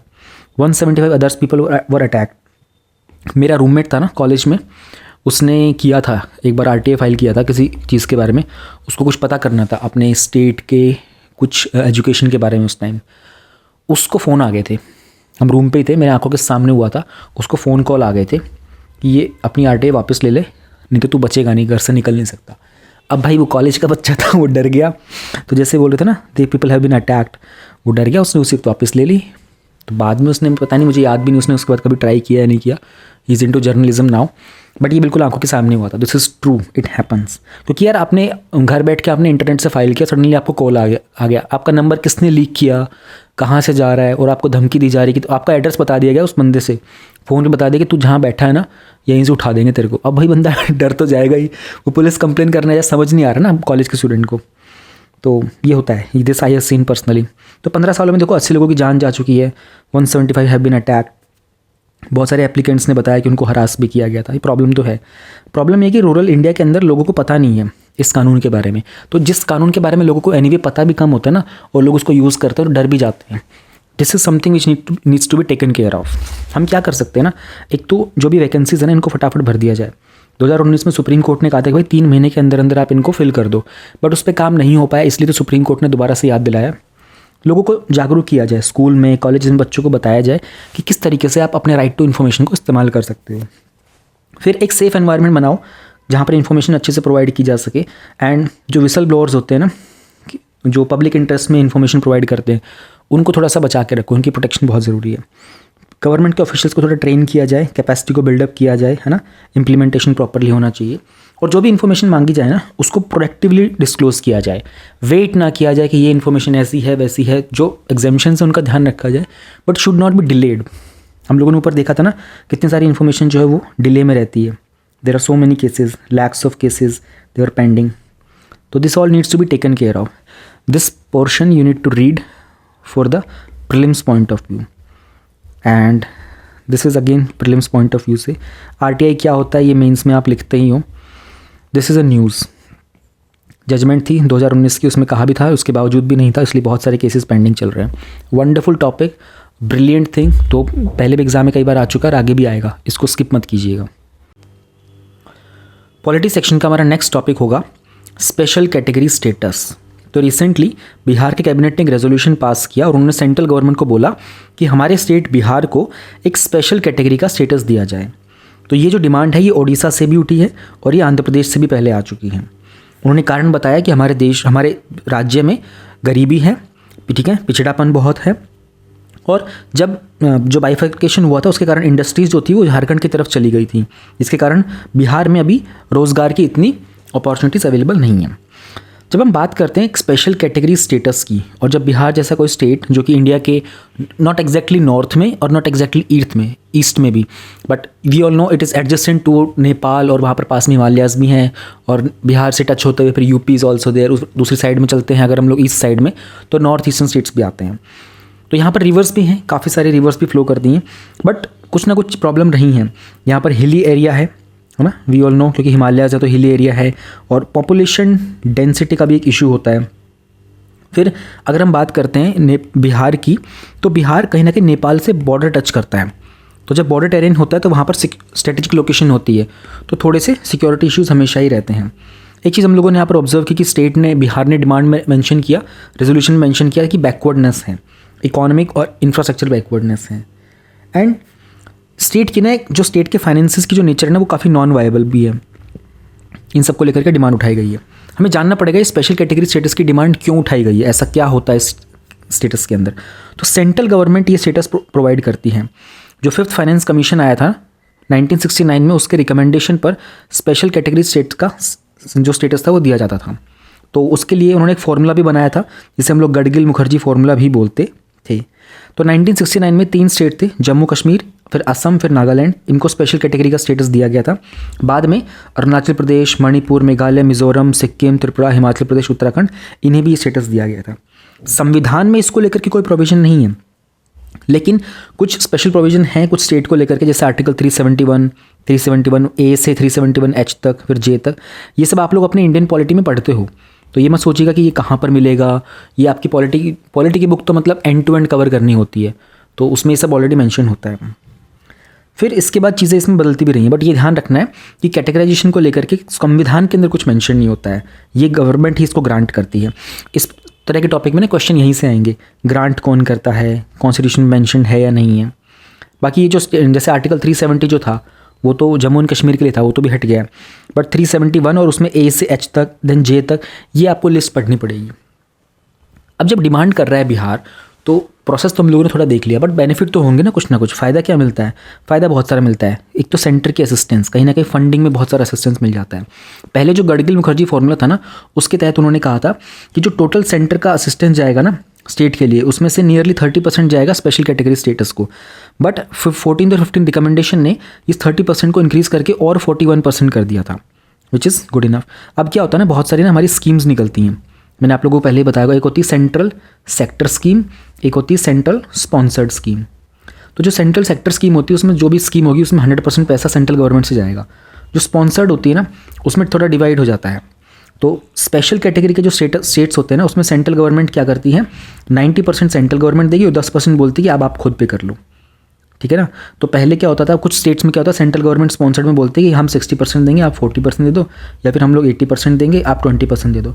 बट स्पेशल कैटेगरी वालों में गवर्नमेंट बोलती है कि 90% पैसा हम देंगे, आप 10% पैसा दे देना और स्कीम को इम्प्लीमेंट करते हैं। चलो, फिर एक चीज़ और भी होती है, जो भी गवर्नमेंट पैसा देती है ना वो लैप्स नहीं होता अगर बच गया। मान लीजिए गवर्नमेंट ने साल में 100 रुपये दिए, मैं बस एग्जांपल दे रहा हूँ गवर्नमेंट 100 रुपये नहीं देगी, गवर्नमेंट बहुत बड़ा अमाउंट देती है, बट आपको समझाने के लिए। अब इस 100 रुपये में से 70 रुपीज़ तो यूटिलाइज हो गए, ठीक है, बच गए कितने, 30 रुपीज़। तो ये 30 रुपीज़ ना वेस्ट नहीं होंगे, ये लैप्स नहीं होता, ये आगे कैरी फॉरवर्ड हो जाएंगे, यानी कि अगले साल फिर इनको 130 रुपये मिल जाएंगे। ये बेनिफिट होता है स्पेशल कैटेगरी स्टेटस के स्टेट्स का।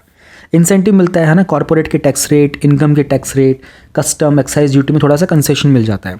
डेट को स्वैप करना, डेट को रिलीव करना, मतलब कर्जा कभी माफ़ कर देना, फिर कर्जे को स्वैप कर लेना किसी और चीज़ के साथ, है ना, आपस में अदला बदली कर लेना, ये सब बेनिफिट मिलते हैं स्पेशल कैटेगरी स्टेट्स को। प्रॉब्लम भी आती है, इसको स्टेटस को प्रोवाइड करने के लिए जो क्राइटेरिया रखा गया है ना, हम लोगों ने क्राइटेरिया देखा, हिली होना चाहिए, लो पॉपुलेशन डेंसिटी होनी चाहिए, या फिर कोई स्ट्रेटेजिक लोकेशन भी हो, इकोनॉमिकली इंफ्रास्ट्रक्चरली बैकवर्ड हो, नॉन वायबल होना चाहिए फाइनेंसेस। तो इसको लेकर के ना सब में कंसेंसस नहीं हो पाता है, सब सारे स्टेट एग्री नहीं करते कि क्राइटेरिया ठीक है या नहीं है। जैसे कि जो स्पेशल कैटेगरी का स्टेटस था ना, जब ये उत्तराखंड को दिया गया था, है ना, तो वो हिमालयन स्टेट फॉल करता है, ठीक है ना, बट ये झारखंड को नहीं दिया गया था, है ना, छत्तीसगढ़ को भी नहीं दिया गया था, जबकि वो उत्तराखंड से भी ग्रोथ के मामले में बहुत नीचे आते हैं। तो ये एक प्रॉब्लम थी। फिर स्टेट्स में ना आपस में थोड़े से मतभेद हो जाते हैं, है ना, वो कहते हैं कि यार हमारे स्टेट को इतना बेनिफिट मिल रहा है, आपके बॉर्डर में ये चीज़ नहीं मिल पा रही है, हम ये दे दो, हमें वो दे दो, डिमांड चलती रहती हैं। तो डिस्पैरिटी का मतलब होता है अनइक्वालिटी। फिस्कल इनडिसिप्लिन, अब कुछ स्टेट्स जो होते हैं वो कहते हैं कि हम पैसा, हम तो टैक्स का इकट्ठा करके ज़्यादा देते हैं, हमको मिलता कम है, और साइड में जो स्टेट है उसने इकट्ठा भी कम किया था, लेकिन उसको जब सेंट्रल गवर्नमेंट से देखा तो उनको स्पेशल कैटेगरी के स्टेटस के नाम पर ज़्यादा पैसा मिल गया। ये प्रॉब्लम होती है ना।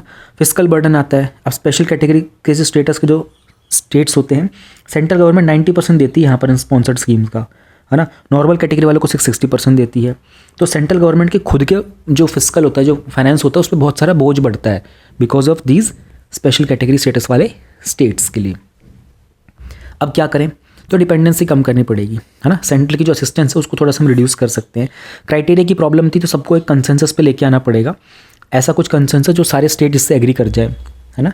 इंटर स्टेट कोलैबोरेशन, अगर स्टेट आपस में मिलजुल करके रहेंगे तो हमारा कोऑपरेटिव फेडरलिज्म पे बहुत काम होगा। कोऑपरेटिव फेडरलिज्म आपका GS2 का टॉपिक है, मल्टीपल टाइम्स एग्जाम में आ चुका है क्योंकि ये मेंस के सिलेबस में डायरेक्टली गिवन है।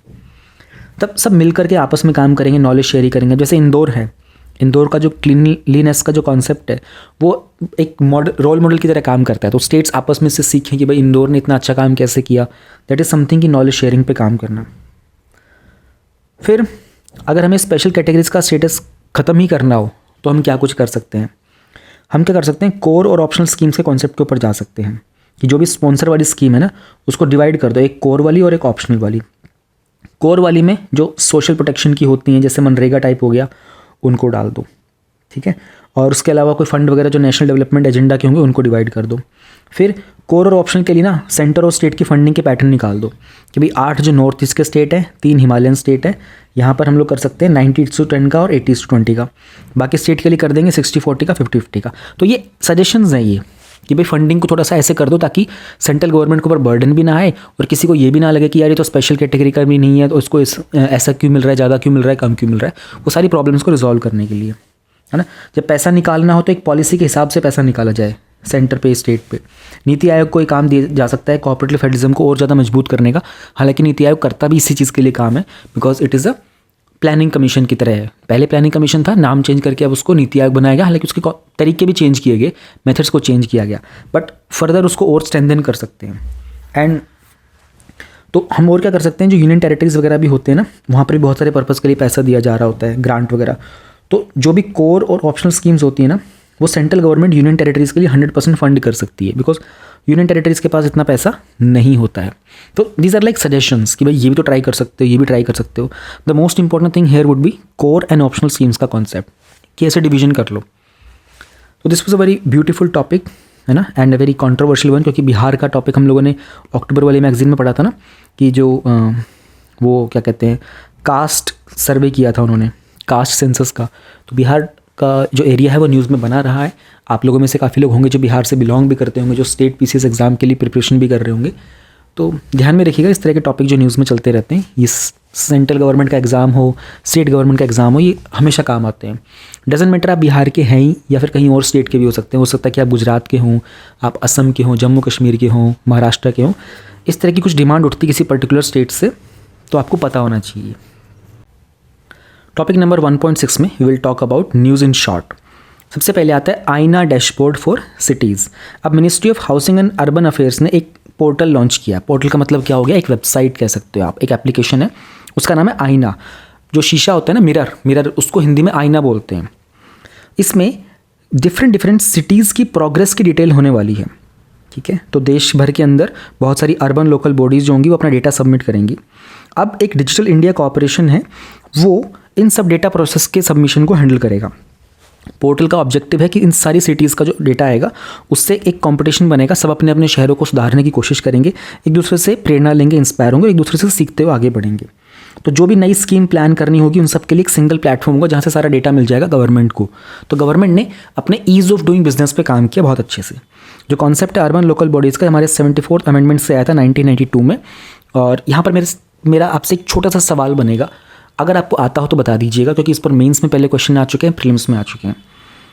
74th से जो पहला अमेंडमेंट था, 73rd अमेंडमेंट, वो किसके रिगार्डिंग था, बस इतना बता दीजिएगा। 74th में क्या हुआ था, आगे हम चलते हैं। नगर पंचायत बनती है रूरल अर्बन एरियाज़ के लिए, म्यूनसिपल काउंसिल बनता है अर्बन एरियाज़ के लिए, और म्यूनसिपल कॉर्पोरेशन बनता है मेट्रोपॉलिटन एरियाज़ के लिए। तो ये इनका अलग अलग रोल होता है। तो रूरल और अर्बन एरियाज़ का जहाँ मैच हो रहा होता है, ठीक है, आप कह सकते हैं कि एक बाउंड्री सी होती है जहाँ से रूरल एरिया खत्म हो रहा होता है, अर्बन शुरू हो रहा होता है, वहाँ पर नगर पंचायत का काम होता है। छोटे अर्बन एरियाज़ में म्यूनसिपल काउंसिल अपना रोल प्ले करता है। मेट्रोपॉलिटन एरियाज़ में म्यूनसिपल कॉर्पोरेशंस होते हैं। ये कीवर्ड्स हैं, इनको कंफ्यूज मत होइएगा, काउंसिल एंड कॉर्पोरेशंस में। उसी तरह से 12वें शेड्यूल में 18 फंक्शन दिए गए थे हमारे अर्बन लोकल बॉडीज़ के लिए।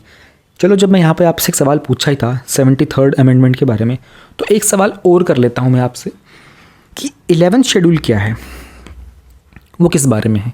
और अगर आपको सच में बहुत याद है, आपकी मेमोरी अच्छी है, आप अच्छे से पढ़ाई कर रहे हैं, तो ज़रा ये भी बताइएगा कि दूसरे वाले जो इसी का जो पैरेलल है उसमें, इसमें अगर 18 फंक्शंस हैं तो दूसरे वाले में कितने फंक्शंस हैं। ये सबका फिंगर टिप्स पे याद होता है बाय द वे। अगर आपको नहीं है याद तो प्रॉब्लम की बात हो सकती है। तो ये जो आईना वाला कॉन्सेप्ट है ना, इसमें वो लोग क्या करेंगे, उस सिटी का पॉलिटिकल एडमिनिस्ट्रेटिव कॉन्सेप्ट कैसा चल रहा है, फाइनेंस कैसे चल रहे हैं, प्लानिंग कैसी हो रही है, सिटीजन सेंट्रिक गवर्नेंस है या नहीं, बेसिक सर्विसेज मिल रही है, इन सबको चेक करेंगे। It's a wonderful step. Report on the bills for criminal laws, इसको हम लोग नहीं पढ़ेंगे, मैं आपको रीज़न बता देता हूँ अगेन। ये कुछ बिल्स वगैरह थे, इसमें ये रिकमेंडेशन दी थी उन्होंने, no need to go for this thing. Reason ये है, अभी हमारा जो विंटर सेशन चल रहा है ना पार्लियामेंट का, तो जो दिसंबर की मैगजीन आएगी ना, उसमें इन एक्ट्स के ऊपर कुछ ना कुछ अपडेट आएगा अच्छे वाला। ये सिर्फ एक रिकमेंडेशंस थी, उसमें चेंजेस कर दिए गए हैं कुछ, तो no need to go for this. ये मैगजीन पहले प्रिंट हो गई थी, बाद में दिसंबर में ऑलरेडी हो चुका है, तो मैगजीन जब आएगी हम लोग कवर करेंगे। एमपीज़ और एमएलएज़ के खिलाफ सुप्रीम कोर्ट ने कुछ गाइडलाइंस दी थी हाई कोर्ट्स को कि भाई ये चेक करो, ये जो एमपीज़ और एमएलएज़ होते हैं ना, इनके जो केसेस होते हैं बहुत जल्दी डिस्पोज हो रहे हैं, तो आप ज़रा चेक करो क्या चल रहा है। हमारा जो रिप्रेजेंटेशन ऑफ पीपल एक्ट है ना, उसका एक सेक्शन 8 है, वेरी इंपॉर्टेंट सेक्शन। उसमें उन्होंने कहा था, देखो ध्यान से सुनना, ये मैंने इसलिए अंडरलाइन किया और जूम कर रहा हूँ। A person convicted of any offence other than the offences and sentenced to imprisonment for not less than 2 years shall be disqualified from the date of such conviction. Conviction का मतलब होता है अपराधी ठहरा देना। रिप्रेजेंटेशन ऑफ पीपल एक्ट 1951, रोपा भी बोलते हैं इसको, उसके सेक्शन 8 के क्लोज 3 ने बोला कि किसी भी व्यक्ति को, खास करके जो एमपीज एमएलएज होते हैं, अगर उनको 2 साल या फिर उससे ज़्यादा की सज़ा मिलती है जिस दिन से उनका कन्विक्शन होता है ना, और उस दिन से उनको डिस्क्वालीफाई कर देना है, that they will not be MP और एमएलए, और वो डिस्क्वालीफाइड रहेंगे 6 साल तक since his release, very very important to understand, ठीक है। तो इस चीज़ को लेकर के उन्होंने अब क्या किया है ना, what the government has done, high courts वगैरह को उन्होंने बोला कि भाई आप लोग ना अपनी सारी चीज़ें चेक करो, यू हैव आर्टिकल 277, इसको यूज़ करो। आर्टिकल 277 के तहत हाई कोर्ट क्या कर सकता है ना कि अपने नीचे वाले जो कोर्ट्स होते हैं, ट्रिब्यूनल्स हो सकते हैं ना, उन सबको चेक कर सकता है कि भाई वो अपने जुरिस्डिक्शन में काम कर रहे हैं नहीं, तो उन सबको सुपरिंटेंडेंस, उनके सुपरवाइजरी के ऊपर काम कर सकता है। तो सुप्रीम कोर्ट ने क्या किया, हाई कोर्ट्स को बोला, हाई कोर्ट्स आगे इसको आर्टिकल 277 की हेल्प से चेक करेगा कि सारे जो प्रोविजंस उनको फॉलो किया जा रहा है या नहीं किया जा रहा है। Encore, election commission of India ने स्टार्ट किया एनकोर। तो ये एक सॉफ्टवेयर है, उसमें वो क्या करेंगे, कैंडिडेट और इलेक्शन मैनेजमेंट जो होगा ना, उन सब की चीज़ों को मैनेज करने वाले हैं। तो जो रिटर्निंग ऑफिसर्स होते हैं, है ना, जितनी कितनी वोट्स आई थी, कितने राउंड वाइज डेटा सेलेक्ट करना, सबके ऊपर रिपोर्टिंग करेंगे। तो एक जगह पर इनको सारा डेटा मिल जाएगा। Alright. Curbing the film piracy, movies वगैरह जो होती है ना, पहले आजकल जो पहले आया करती ना, सीडी आया करती थी, डीवीडीज़ आया करती थी, और ब्लू रे डीवीडीज़, मल्टीपल चीज़ें आया करती थी, तो मूवीज़ की ना कॉपी हो जाया करती थी। आजकल वो चीज़ें डिजिटल वर्ल्ड में होती हैं, नेटफ्लिक्स हो गया, प्राइम हो गया, उन पर लोग स्क्रीन रिकॉर्डिंग करके और मूवीज़ को यूट्यूब वगैरह पर अपलोड कर देते हैं, किसी वेबसाइट पर अपलोड कर देते हैं। इस चीज़ को लेकर के ना हमारे पास एक एक्ट है, सिनेमेटोग्राफ एक्ट जो था, तो ये 1952 का एक्ट था। इसमें हम लोगों ने कुछ पायरेसी को ख़त्म करने के लिए इसमें अमेंडमेंट भी किए थे। तो होता क्या है ना, पायरेसी के कारण ना फिल्म इंडस्ट्री को हर साल 20,000 करोड़ का नुकसान हो रहा होता है। तो उसके रिगार्डिंग जो central board of film certification है ना, उससे कुछ नोडल ऑफिसर्स लिए गए थे एंड मिनिस्ट्री को कुछ कंप्लेंट्स वगैरह भी मिली थी। तो they have taken certain steps. तो उन्होंने कुछ इंस्टीट्यूशनल मैकेनिज्म बनाया है ministry of information and broadcasting ने, ताकि फिल्म की पायरेसी को रोका जा सके। इसमें और कुछ नहीं है, वो फिर अपनी उनकी डिटेल्ड चीज़ें कैसे कैसे स्टेप्स लेंगे, but all you need to be concern about इसकी फिल्म की पायरेसी बहुत होती है और इतना सारा हमारा पैसा नुकसान हो रहा होता है। तो उसमें अनऑथराइज रिकॉर्डिंग करना बैन हो जाएगा, है ना, और आपको पकड़ा गया तो आपको फिर कुछ ना कुछ फाइन वगैरह या पनिशमेंट भी मिलेगी। तो ये था हमारा news in short from the polity and governance section. Recently जो मेंस का एग्जाम हुआ था उसमें मोर देन 20 क्वेश्चंस थे जो इन गिवन माइंड मैप से डूएबल थे। अगर आपको भी इस तरह के माइंड मैप्स कलेक्ट करने and you want more than 900 of such mind maps जो आपको एग्जाम में एक एक्स्ट्रा एज दे सकते हैं, then download link of all these 900 plus mind maps is given in the description of this video. IR section का सबसे पहला हमारा टॉपिक है इंडिया और यूके के रिलेशंस को लेकर। तो रिसेंटली न्यू दिल्ली में इंडिया और यूके का 2+2 फॉरेन और डिफेंस का डायलॉग स्टार्ट हुआ था। तो अगर आप देखोगे, मैं आपको नीचे पहले दिखा देता हूँ, ये 2+2 जो डायलॉग है ना हमारा, इसके ऊपर और भी अपडेट्स हैं, हम लोग न्यूज़ इन शॉर्ट में भी देखेंगे। देखिए, इंडिया के पास 2+2 डायलॉग है Australia, Japan, UK, Russia and US के साथ भी। तो ये जो 2+2 डायलॉग होते हैं फॉरेन मिनिस्ट्री के और डिफेंस मिनिस्ट्री के। तो यूके के साथ यानी कि ब्रिटेन के साथ भी हमारा अब ये स्टार्ट हो गया था। तो होता क्या है ना, इस तरह के डायलॉग्स में 2 मिनिस्ट्रीज़ हैं, फॉरेन मिनिस्ट्री हमारे भारत के फॉरेन मिनिस्टर और भारत के डिफेंस मिनिस्टर यूके के फॉरेन और डिफेंस मिनिस्टर के साथ मीटिंग करते हैं। तो 4 लोगों का हो जाता है फिर ये 2+2, यानी कि 4 डिपार्टमेंट मेजरली इस पर मीटिंग करते हैं। पहले ज़रा इंडिया और यूके के रिलेशनशिप को थोड़ा सा देख लेते हैं। स्ट्रेटजिक तौर पर देखते हैं तो दोनों ही इस बात को मानते हैं कि चाइना काफ़ी असर्टिव है इंडो पैसिफिक रीजन में। 2021 में दोनों पार्टीज़ ने कॉम्प्रिहेंसिव स्ट्रेटजिक पार्टनरशिप को कंक्लूड किया था और 2030 का दोनों ने मिलकर के एक रोड मैप भी प्लान किया अपने आपस में। ट्रेड की अगर बात करते हैं, दोनों का बायलैटरल ट्रेड है 36.3 बिलियन यूरोज़ हैं, ये डॉलर नहीं है। और अपनी ट्रेड को 2030 तक डबल करने का प्रॉमिस भी किया दोनों ने एनहेंस्ड ट्रेड पार्टनरशिप में। एक फाइनेंस ब्रिज भी क्रिएट किया था इंडिया और यूके ने, जिसमें भारत का जो नेशनल इंफ्रास्ट्रक्चर पाइपलाइन है ना, उसको सपोर्ट दिया जाएगा। तो ये टॉपिक अपने आप में पूरा बहुत इंपॉर्टेंट है, इंडिया ने बहुत पैसा लगाया है इस पर। डिफेंस के मामले में 2015 में डिफेंस और इंटरनेशनल सिक्योरिटी पार्टनरशिप स्टार्ट किया गया था। उसके अलावा हमारी जो मिलिट्री एक्सरसाइज होती हैं, जैसे Ajay warrior, Konkan exercise, cobra warrior, ये डिफरेंट विंग्स के साथ, जैसे आर्मी के साथ अजय है, नेवी के साथ कॉनकन है और मल्टीनेशनल एयर एक्सरसाइज में कोबरा भी आता है। क्लाइमेट और एनवायरनमेंट में दोनों कंट्रीज़ ने एक फ़ंड क्रिएट किया था, ग्रीन ग्रोथ इक्विटी फंड। बाकी इंटरनेशनल सोलर अलायंस हो गया, CDRI कोलिशन जो है डिजास्टर रेजिलिएंट इंफ्रास्ट्रक्चर का, दोनों में साथ मिलकर कॉपरेट करते हैं। एजुकेशन और बाकी चीज़ों में mutual recognition of academic qualifications 2022 में एक MOU साइन किया था। UK India education research initiative है, यूके रिसर्च एंड इनोवेशन है, साइंस एंड इनोवेशन काउंसिल है। तो इन सब के ना आपको बस ऐसे नाम नोट्स में होने चाहिए, क्योंकि ये टॉपिक आपका मेंस में आने का है। ये चीज़ें प्रीलिम्स में पूछी नहीं जाएंगी इस तरह से, बट मेंस में डेफिनेटली पूछा जाएगा। फिर अगर इंडियन डायस्पोरा की बात करते हैं तो यूके की टोटल पॉपुलेशन में 3.1% पीपल आर इंडियन बॉर्न, यहाँ से गए हुए हैं। माइग्रेशन और मोबिलिटी की एक पार्टनरशिप भी साइन करी, ताकि जो भी लोग भारत से यहाँ से वहाँ जा रहे हैं, वहाँ से यहाँ जा रहे हैं, उनका मूवमेंट ईजिली हो सके। दोनों के जो रिश्ते हैं उसमें काफ़ी चैलेंजेस भी हैं। जो यूके का शेयर है ना इंडिया के डिफेंस मार्केट में, वो सिर्फ 2% है, क्योंकि इंडिया की डिपेंडेंस रशिया पर, इजराइल पर, यूएस पर ज़्यादा होती है। फिर यूके का एक स्टैंड है स्टेट स्पॉन्सर टेररिज्म पर। तो क्या रहा था कि पाकिस्तान को लेकर के ना यूके ना, जो ब्रिटेन है ना, काफ़ी लीनियंट रहा था, मतलब ईजी हैंड था उनका, और इसके कारण से इंडिया और यूके की रिलेशनशिप थोड़ी सी ख़राब रही है। फिर पहले इन्हें देखा गया था कि यूके ने काफ़ी कोशिश की थी कि चाइना के साथ वो अपनी पॉलिसी मेंटेन करेगा, खास करके जब जो ब्रिटेन जो था वो यूरोपियन यूनियन से एग्जिट हुआ था ना, ब्रेक्सिट हुआ था, तो उन्होंने कोशिश की थी कि चाइना के साथ जो चाइना का बेल्ट एंड रोड इनिशिएटिव है ना, उसमें पार्टिसिपेट करेंगे। तो इंडिया को ये बात पसंद नहीं आती। अभी इटली ने जैसे बेल्ट एंड रोड इनिशिएटिव से एग्जिट कर लिया है, तो ये नेक्स्ट मंथ की न्यूज़ में आएगा, हम लोग पढ़ेंगे। तो ये इंडिया के फ़ायदे की चीज़ है। इमिग्रेशन पॉलिसीज़ के अंदर बहुत प्रॉब्लम होती है। इमिग्रेंट्स जो लोग हैं उनका डेटा अवेलेबल नहीं है, तो वीज़ा और पॉलिसीज़ में प्रॉब्लम आती है। स्टूडेंट्स और बिजनेसमैन जो वहाँ जाके काम करते हैं। इकॉनमिक और ट्रेड बैरियर के अंदर प्रॉब्लम ये है कि दोनों ने ना फ्री ट्रेड एग्रीमेंट को लेकर के कोई डेडलाइन नहीं बताई है। तो इंडिया का फोकस है सेल्फ सफिशिएंसी के ऊपर, है ना, यूके का फोकस है डायनेमिक मार्केट पर। तो दोनों की डायरेक्शन थोड़ी सी अलग है, इसलिए दोनों का एग्रीमेंट प्रॉपर्ली हो नहीं पा रहा है। तो अभी जो डायलॉग हुआ था ना, इसमें उन्होंने बात की थी कि इस तरीके से इंडिया और यूके का जो कॉम्प्रिहेंसिव स्ट्रेटजिक पार्टनरशिप है उस पर कैसे काम कर सकते हैं। फिर trade, investment, defence, technology, Indo Pacific, इन सब पे दोनों साइड्स कैसे बात करेंगे। अब दोनों के बीच में अगर कोई फ्री ट्रेड एग्रीमेंट साइन होता है, उसके फ़ायदे क्या होते हैं। एक तो जो reduced cost to the Indian professionals by totalisation agreement. Basically free trade agreement में ऐसा नहीं होता कि सब कुछ फ्री हो जाता है, देयर आर रिडक्शंस, ठीक है, अमाउंट फ्री हो जाती है। किसी चीज़ के लिए कोई टैरिफ लगेगा 100 रुपये का, उसको रिड्यूस करके 10 कर देते हैं, बिकॉज अब एक ट्रेड एग्रीमेंट साइन हो गया। कुछ चीज़ें फ्री भी कर दी जाती हैं, ऐसा नहीं होता है, बट बहुत सारे आइटम्स होते हैं, बहुत सारे सामान होते हैं, सर्विसेज होती हैं, गुड्स होते हैं, उसमें ओवरऑल देखा जाता है किसका कितना बेनिफिट हो रहा है, दोनों को बैलेंस बनाने की कोशिश की जाती है। फिर टेक्सटाइल, फर्नीचर वगैरह को एक्सपोर्ट भारत से ज़्यादा उधर भेजने की कोशिश।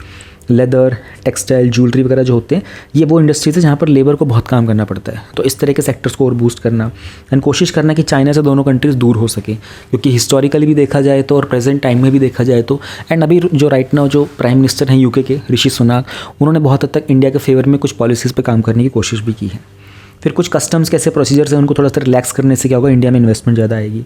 एंड कुछ स्टूडेंट्स को अगर टेम्प्रेरी वर्क वीज़ा मिल जाता है तो इंडिया के लोगों को वहाँ पर जाने के लिए इमिग्रेशन थोड़ी आसान हो जाती है।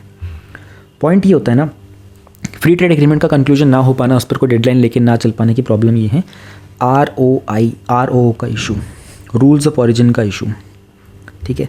अब देखो क्या होता है ना, इंडिया कोशिश ये करता है कि भारत में जो भी प्रोडक्ट आएगा ना उसके ऊपर उसका ऑरिजिन मेंशन हो, और ये जो कॉन्सेप्ट था ना ऑरिजिन वाला, इसको ट्रिगर करने का पॉइंट था चाइना से बहुत सारा सामान बन के आता था। इंडिया कहता था कि चाइना से सामान नहीं लेगा, तो चाइना क्या करता था ना कि डंपिंग कराने के लिए घुमाता था, दूसरी कंट्रीज़ में बिकवाएगा, वहाँ से कंपनी से डील करवाएगा, फिर घुमा फिरा के लाता था। तो इंडिया ने रूल निकाला कि भाई रूल ऑफ ऑरिजिन के ऊपर कि आपको मेंशन करना पड़ेगा प्रोडक्ट के ऊपर कि कहाँ बना हुआ है, ठीक है। अब क्या होता है कि कभी कभी ना ये जो रूल्स होते हैं ना बहुत ज़्यादा लिबरल होते हैं, तो उसमें क्या होता है कि बहुत सारे यूरोपियन गुड्स को ना गलत तरीके से लेबल करके यूके का प्रोडक्ट बना दिया जाता है। फिर बायलैटरल इन्वेस्टमेंट ट्रीटी भी होती है। इंडिया ने ये कॉन्सेप्ट स्टार्ट किया था, हम लोगों ने टॉपिक डिटेल में कवर भी किया था। तो उसमें हम लोगों ने बात की थी कि किस तरीके से दो कंट्रीज़ आपस में अपनी ट्रेडिंग करेंगी, इन्वेस्टमेंट करेंगी, और उसमें क्या कुछ बैरियर्स लगते हैं उनको रिड्यूस करने की कोशिश की जाएगी। बट यहाँ पर भी दोनों कंट्रीज़ को कुछ ना कुछ रेजिस्टेंस फेस करने को मिल रहा है, इसलिए हमारा फ्री ट्रेड एग्रीमेंट प्रॉपर तरीके से कंक्लूड नहीं हो पा रहा है। तो जो वर्ल्ड ट्रेड ऑर्गेनाइजेशन है ना, उसका जो ट्रिप्स होता है, ट्रिप्स काम करता है इंटेलेक्चुअल प्रॉपर्टी राइट्स के ऊपर भी। इंडिया इसमें बहुत सारे कुछ प्रोविजंस हैं उनके ऊपर रेजिस्ट कर रहा है, और इस बात को लेकर के सिर्फ यूके ही नहीं बल्कि यूएस से भी और बाकी भी कुछ यूरोपियन कंट्रीज तो चाह रही हैं कि इंडिया जो है वो WTO के इंटेलेक्चुअल प्रॉपर्टी वाले इशू में कुछ एस्पेक्ट्स को लेकर कितना रेजिस्टेंस क्यों दिखा रहा है। गवर्नर की प्रोक्योरमेंट को लेकर भी कुछ प्रॉब्लम होती है। टैरिफ के इश्यूज़ हैं अभी भी, है ना, scotch whisky, automobile, lamb meat, chocolates, कुछ कन्फेक्शनरी आइटम्स वगैरह को लेकर के। तो यूके चाहता है कि आप इस पर थोड़ा सा इम्प्यूट ड्यूटीज़ वगैरह को कम कर दो। तो देयर आर मल्टीपल इश्यूज़ जिस कारण से हमारा प्रॉपर फ्री ट्रेड एग्रीमेंट नहीं हो पा रहा है साइन। कोशिश हमें ये करनी पड़ेगी कि हम लोगों को अपने फ्री ट्रेड एग्रीमेंट को टाइम से फाइनलाइज करें, ताकि हमारा जो भी फ्री फ्लोइंग गुड्स हैं उनका प्रमोशन ज़्यादा से ज़्यादा हो सके। एंड दोनों कंट्रीज़ के बीच में कुछ शेयर्ड इंटरेस्ट हैं, जैसे कि हम लोगों ने देखा कि इंटरनेशनल सोलर अलायंस हो गया, और coalition for disaster resilient infrastructure जो तो CDRI है, उस तरह की चीज़ें हो गई, है ना, क्लाइमेट चेंज, क्लीन एनर्जी, इन पे दोनों मिलकर के काम कर सकते हैं, क्योंकि ये वो टॉपिक्स है जहाँ पर दोनों कंट्रीज़ ने अपना जो रोड मैप बनाया है, कॉम्प्रिहेंसिव रोड मैप 2030 का, उसमें इनको मेंशन किया था। फिर दोनों को एक चीज़ और करनी पड़ेगी कि किस तरीके से इंडियन शिप्स और एयरक्राफ्ट जो ब्रिटिश के पोर्ट्स और एयरबेस को यूज़ करते हैं ना, उसके लिए एक रेसिप्रोकल लॉजिस्टिकल एग्रीमेंट साइन करना पड़ेगा। तो उसमें क्या होता है ना, रेसिप्रोकल लॉजिस्टिकल एग्रीमेंट कि भाई इंडिया के, मान लो ये यूके है और ये इंडिया है, इंडिया का कोई एरोप्लेन यहाँ से जाएगा, ठीक है, मान लो यूके में जाता है, तो वहाँ के लॉजिस्टिक्स को यूज़ कर पाएगा, है ना, वहाँ पर कुछ रिपेयर वगैरह करना हो, फ्यूल वगैरह भरना हो, और सेम चीज़ यूके पर भी अप्लाई होती है। तो ये चीज़ हम कर सकते हैं, एयरक्राफ्ट में कर सकते हैं, शिप्स वगैरह में कर सकते हैं। तो शिप्स जो होते हैं वो घूम फिर करके जा रहे होते हैं, कुछ यहाँ से जा रहे होते हैं, कुछ यहाँ से जा रहे होते हैं, अलग अलग टाइप का होता है शिप्स का। कुछ दूसरी कंट्री के थ्रू जाते हैं, ट्रांस माइग्रेशन से भी जाते हैं शिप्स। इसके लिए डिफेंस के मामले में हम लोगों ने देखा था कि यूके का जो कंट्रीब्यूशन है वो 2% है, तो we can deal more with them. उनके पास भी अच्छे एयरक्राफ्ट्स होते हैं, अच्छी गन्स वगैरह भी होती हैं। तो कोशिश कर सकते हैं कुछ चीज़ें, जैसे कि जो ऑगस्ट वेस्टलैंड, टाटा सन्स, जेवी, इन सब चीज़ों के ऊपर पार्टनरशिप दोबारा बनाई जा सकती है। तो को प्रोडक्शन मतलब दोनों कंट्रीज़ मिलकर के प्रोड्यूस करेंगी। अब को प्रोडक्शन में क्या होता है ना कि मान लो कोई एक एयरक्राफ्ट ही है फॉर एग्जांपल, ठीक है, दोनों कंट्रीज मिलकर के बनाएंगे, तो एयरक्राफ्ट के कुछ पार्ट्स बनेंगे इंडिया में, कुछ पार्ट्स बनेंगे यूके में। तो जो पार्ट यूके में बनेंगे वो सारे उनकी कॉपीज़ बन के आ जाएंगे इंडिया में, इंडिया से बन के यूके में चल जाएंगे, तो दोनों के पास एक फुल पार्ट अवेलेबल होगा। इस तरीके से होता है। कुछ केस में ऐसा भी होता है कि दो कंट्रीज़ को प्रोडक्शन क्या करती हैं, एक कंट्री में ना अपना बेस बना लेंगी, सब कुछ वहाँ प्रोड्यूस करेंगी, और दूसरी वाली में उनको प्रोड्यूस करके शिफ्ट करते रहेंगे। वो फिर डिपेंड करता है कि कौन सी कंट्री को एम्प्लॉयमेंट ज़्यादा चाहिए, कौन सी को इन्वेस्टमेंट ज़्यादा चाहिए, उसके बदले में फिर वो दूसरे को दे। तो ये सब डील चलता है, समझौता, भाई मैं तेरे को ये दे दूंगा, तू मेरे को वो दे देना, भाई मैं तेरे को ये दे दूंगा। आप लोगों ने देखा होगा ना मूवीज़ वगैरह में भी। फिर man we talk about the people to people ties, जिसको हम लोग बोल सकते हैं सॉफ्ट डिप्लोमेसी। तो जनरेशन यूके इंडिया इनिशिएटिव भी था, India UK young professional scheme भी निकाली गई थी। ये वो कॉन्सेप्ट होते हैं जहाँ पर भारत के लोग यूके में जाकर के बसें, उनके लोगों के साथ बेहतर संबंध बनाएं, और ऑपोजिट साइड भी, वाइस वर्सा भी, वहाँ के लोग यहाँ आकर बसें, अच्छे संबंध बनाएं और दोनों देशों की प्रगति में एक दूसरे का साथ दें। तो ये था हमारा टॉपिक इंडिया एंड यूके वाला। ये पूरा का पूरा टॉपिक जो है मेंस का है, इसमें आपको हार्डली कुछ प्रीलिम्स से मिलेगा।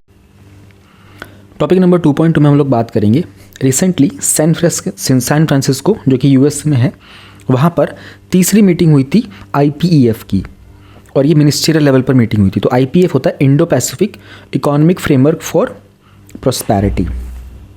तो उन्होंने कुछ कंक्लूजन्स किए थे इसके पिलर्स पर। विल ट्राई टू अंडरस्टैंड क्या कुछ पिलर्स होते हैं।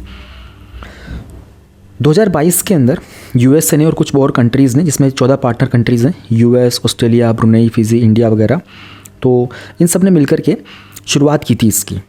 और कॉन्सेप्ट था कि ये पूरा जो रीजन है ना, इंडियन ओशन का और पैसिफिक ओशन का, इसमें इकोनॉमिक डेवलपमेंट पे काम करना होगा। तो ये सारी कंट्रीज़ मिलकर के वर्ल्ड का 40% GDP बनाती हैं और 28% ट्रेड होता है इन कंट्रीज़ में। तो उसके 4 पिलर्स हैं। इंडिया ने 3 पिलर ज्वाइन किए हैं, एक्सेप्ट द ट्रेड वन, ये वाला इंडिया ने ज्वाइन नहीं किया है। क्या कुछ है ज़रा देख लेते हैं। High standard rules in the digital economy, तो cross border data flow, data localisation, strong labour environment standards को लेकर के हम जानेंगे। यहाँ पर रीज़न भी देखेंगे कि इंडिया ने क्यों कुछ चीज़ों को कवर नहीं किया था। सप्लाई चेन को स्ट्रॉन्ग बनाने के लिए कि सारी कंट्रीज़ आपस में मिलकर एक दूसरे के साथ सप्लाई चेन करेंगे, तो बेसिकली ट्रेड करेंगे ताकि एक दूसरे के साथ में जो भी रिक्वायरमेंट होगी, उसमें शिप्स भी होती हैं, उसमें कुछ एरोप्लेन से भी जाता है, कुछ ट्रेन से भी जाता है, उसको कैसे बेहतर बना सकते हैं, रेजिलिएंट कैसे बना सकते हैं। अगर कोई खतरा हुआ तो कोई अर्ली वार्निंग सिस्टम, जैसे हम लोग शॉर्ट में EWS भी बोलते हैं। क्लीन इकॉनमी की बात करनी थी, जहाँ पर डीकार्बनाइजेशन आएगा, बेहतर इंफ्रास्ट्रक्चर आएगा, अच्छी हाई गुड पेइंग जॉब्स आएंगी। तो this is something with respect to the environment. Fair economy, जहाँ पर टैक्स को हिंदी में बोलते हैं कर, तो कर ढंग से दिया जाएगा। एंटी मनी लॉन्ड्रिंग का मतलब हो गया कि सफ़ेद धन को काले धन में जब बदला जाता है, और कभी कभी जो घूस दी जाती है, रिश्वत वगैरह दी जाती है, इन सब के कॉन्सेप्ट के ऊपर काम किया जाएगा ताकि बेहतर तरीके से इकॉनमी को स्ट्रेंथन किया जा सके। तो ये जो पूरा कॉन्सेप्ट है ना, इसको US ट्रेड रिप्रेजेंटेटिव लीड करता है, ट्रेड प्लेयर को खास करके। इसके अलावा भी हमारे पास कुछ और भी ट्रेड एग्रीमेंट थे, जैसे कि RCEP हो गया, फ्री ट्रेड एग्रीमेंट्स वगैरह होते हैं। तो उनकी तरह से IPEF जो है ना, ये टैरिफ और मार्केट एक्सेस के ऊपर नेगोशिएशन नहीं करता है। तो थोड़ा सा डिफरेंस है IPEF के अंदर, क्योंकि हमें लगा ना यार एग्रीमेंट तो हम पहले भी कर रहे होते हैं, फिर ये नया एग्रीमेंट क्यों लेके आ गए हम लोग। ये बेसिकली फोकस करता है उन कंट्रीज़ की रेगुलेटरी की कोहेरेंस के ऊपर, कि सारी कंट्रीज़ एक तरीके से एक सिंक में रह करके रेगुलेशंस पे काम करें। तो ये टैरिफ वगैरह पे काम नहीं करता IPEF। तो कुछ नए रूल्स ऑफ कॉमर्स बनाता है पार्टनरशिप को बेहतर करने के लिए। फ्री और ओपन इंडो पैसिफिक रीजन बनाना है, सप्लाई चेन्स को बेहतर करना है। US का इन्फ्लुएंस जो है इस रीजन में इम्प्रूव करना है एंड एक ऑल्टरनेटिव क्रिएट करना है with respect to China Indo Pacific के अंदर, जो कि सबका टारगेट है। एवरीवन नोज़ कि China is being very very aggressive in the Pacific region, और एक जो वो 9 डैश लाइन का कॉन्सेप्ट है वो भी बहुत प्रॉब्लम कर रहा है साउथ चाइना सी वाला। फिर इंडिया को भी बाकी जो ग्लोबल वैल्यू चेन्स होती हैं उनके साथ बेहतर तरीके से इंटीग्रेट करना है। अब इसमें आ रही प्रॉब्लम की यूएस की ना खुद की डोमेस्टिक पॉलिसीज़ ना बहुत डिफ़र कर रही होती हैं। जैसे अभी Joe Biden is the president, अब वो चेंज हो जाएंगे तो नेक्स्ट जो भी प्रेसिडेंट बनेंगे, बिकॉज एवरीवन नोज़ कि कुछ भी हो जाए जो बाइडेन तो दोबारा प्रेसिडेंट नहीं बनने वाले हैं। ट्रंप को बैन कर दिया गया है, तो we are expecting the third person हो नाउ। तो अब उन्होंने ना बहुत सारे चेंजेस किए थे, ऑलराइट। तो उन्होंने पहले भी ट्रंप के टाइम पर भी उन्होंने ट्रांस पैसिफिक पार्टनरशिप से विड्रॉ कर लिया था। तो पता नहीं है, काफ़ी अनप्रेडिक्टेबल है, वो लोग अपनी डोमेस्टिक पॉलिसीज़ के हिसाब से फिर से कहीं विड्रॉ कर लेंगे। चाइना ऑलरेडी इस रीजन के अंदर लीड कर रहा है, तो उनको थोड़ा सा डीकपल कर पाना उनसे बड़ा मुश्किल रहेगा। फिर चाइना आरसीईपी का भी पार्टनर है और इंडिया ने आरसीईपी ज्वाइन नहीं किया था। तो आरसीईपी में बेसिकली एशियन कंट्रीज़ वगैरह हैं, वो आपस में ट्रेड करते हैं। इंडिया ने अपना एक रीज़न बताया था इसमें कि चाइना जो है वो डंपिंग करेगा। फिर क्या होता है कि बहुत सारी कंपनीज़ वगैरह भी है ना, वो डिपेंड करती हैं चाइना के ऊपर ही, तो बहुत मुश्किल हो रहा है इसको डिकपल करना। फिर इसमें मार्केट के एक्सेस की बात की नहीं गई थी, हम लोगों ने देखा था रेगुलेटरी की बात कर रहे थे, टैरिफ का और मार्केट वगैरह के एक्सेस की बात नहीं कर रहे थे। आईपीएफ फोकस कर रहा है डिजिटल इकॉनमी पर, क्लीन एनर्जी पर, लेबर वगैरह पर, लेकिन बहुत सारी कंट्रीज़ जो है ना वो थोड़ा सा वेट करना चाहती हैं, क्योंकि उन कंट्रीज़ को प्रॉब्लम है यूएसए के साथ में। इन चीज़ों के अंदर ना यूएसए कहीं ना कहीं अपनी मनमानी कर रहा है, और यही कारण था कि इंडिया ने भी पिलर 1 को भी ज्वाइन नहीं किया था। तो पॉइंट ये कि ना बाइंडिंग कमिटमेंट्स नहीं हो पा रहे हैं अभी। जैसे इंडिया ने पिलर 1 को ज्वाइन नहीं किया, कुछ और कंट्रीज़ किसी ने कोई पिलर ज्वाइन नहीं किया होगा, तो बाइंडिंग कमिटमेंट्स ना होने के कारण ना इसको फुली एग्जीक्यूट कर पाना बड़ा मुश्किल हो रहा है। This is the problem. अब क्या करें, ऐसी चीज़ों को, सारी प्रॉब्लम्स को हैंडल करने के लिए हमें उसकी क्रेडिबिलिटी पे काम करना पड़ेगा, है ना। क्रेडिबिलिटी का मतलब क्या होगा कि कुछ ऐसे एग्जाम्पल सेटअप करने पड़ेंगे जहाँ पर ये मॉडल सक्सेसफुली काम कर रहा था। पार्टिसिपेशन को इंसेंटिवाइज करना पड़ेगा, लोगों को कुछ ऑफर करो कि आप ये करोगे स्टेप तो आपको रिटर्न में ये भी तो मिलेगा, आपका ये भी बेनिफिट होगा, ये हम आपको देंगे। सो ऑफर समथिंग, है ना, offer the incentives. Binding rules बना दो, हमने देखा ना बाइंडिंग कमिटमेंट्स नहीं है। अब उसके लिए आप लोगों को काफ़ी सारे रूल्स को नेगोशिएट करना पड़ेगा, तो ये थोड़ा मुश्किल है, बट अगर ये हो जाता है तो आई थिंक सारी प्रॉब्लम ही सॉल्व हो जाएंगी। मेंबरशिप को और बढ़ाओ। Right now there are 14 countries, we need to get more countries into this. Can we get European countries here? वैसे तो ये पैसिफिक रीजन है, इंडियन ओशन रीजन है, but we can get the Middle East countries also यहाँ पर, है ना। China को लेकर के ना हम लोग उसको कंप्लीटली ब्लैंकेट बैन नहीं कर सकते, प्रॉपर डीकपलिंग नहीं हो पाएगी। तो can we find a middle way, कि बैलेंस अप्रोच निकाल सकते हैं क्या? ये ऐसी कोई स्ट्रेटजी से चाइना को इंक्लूड भी कर लिया जाए और उसका दबदबा भी ना बने यहाँ पर, उसका एग्रेशन भी साइड हो जाए। तो this would be a very smart move अगर ऐसा कुछ कर पाते हैं तो। This was about 2.2। अब हम कवर करते हैं IR सेक्शन का न्यूज़ इन शॉर्ट। तो सबसे पहले इंडो पैसिफिक रीजनल डायलॉग हुए थे न्यू दिल्ली में रिसेंटली। तो ये इंडियन नेवी का एक स्ट्रैटेजिक डायलॉग होता है ना। इसको ऑर्गेनाइज किया था नेशनल मैरीटाइम फाउंडेशन ने। इतना ही जानना है इसके बारे में। Then we have ASEAN defence minister की मीटिंग हुई थी। तो 10th डिफेंस मिनिस्टर मीटिंग हुई थी जकार्ता में, जो कि इंडोनेशिया में है। तो इसकी शुरुआत 2010 में की गई थी, जहाँ पर एशियान है प्लस में उसके 8 डायलॉग पार्टनर्स हैं, तो उसी के लिए इसको बोलते हैं एशियान प्लस। प्लस मतलब 8 और कंट्रीज़ हैं। तो प्लस में है Australia, China, India, Japan, New Zealand, south Korea, Russia और USA। तो डिफेंस के मामले में काफ़ी बड़ा है ये सिक्योरिटी कोऑपरेशन के लिए। तो इंडिया ने एक प्रपोजल दिया था कि जो एक्सपर्ट वर्किंग ग्रुप है उसको को चेयर करना चाहता है काउंटर टेररिज्म पर। इस बात को ADMM+ ने अप्रिशिएट भी किया था। इंडिया ने एक रूल बेस्ड ऑर्डर की बात की थी, जिसमें UN क्लोज जो 1982 के रूल्स हैं ना, उनके हिसाब से हम काम करेंगे। तो UN क्लोज के बहुत सारे जो इम्प्लीमेंटेशंस होते हैं ना, उसको चाइना हर बार नकारता है, खास करके जो साउथ चाइना सी है ना, वहाँ पर भी। तो इंडिया ने कहा था कि कुछ चौक पॉइंट्स हैं, जैसे मलक्का स्ट्रेट हो गया, हमें इनको सिक्योर करना पड़ेगा, क्योंकि चाइना कल को इसका मिसयूज़ कर सकता है। तो उसके अलावा इंडिया ने ये भी कहा था कि हम लोगों को, जैसे सिंगापुर इंडिया मैरीटाइम एक्सरसाइज होती है ना, ब्रह्मोस को लेकर फिलीपींस से रिसेंटली डील साइन की थी कि फिलीपींस को इंडिया ब्रह्मोस सप्लाई करेगा। इस चीज़ से क्या करें होगा कि मैरीटाइम की ना कैपेसिटी बढ़ जाएगी।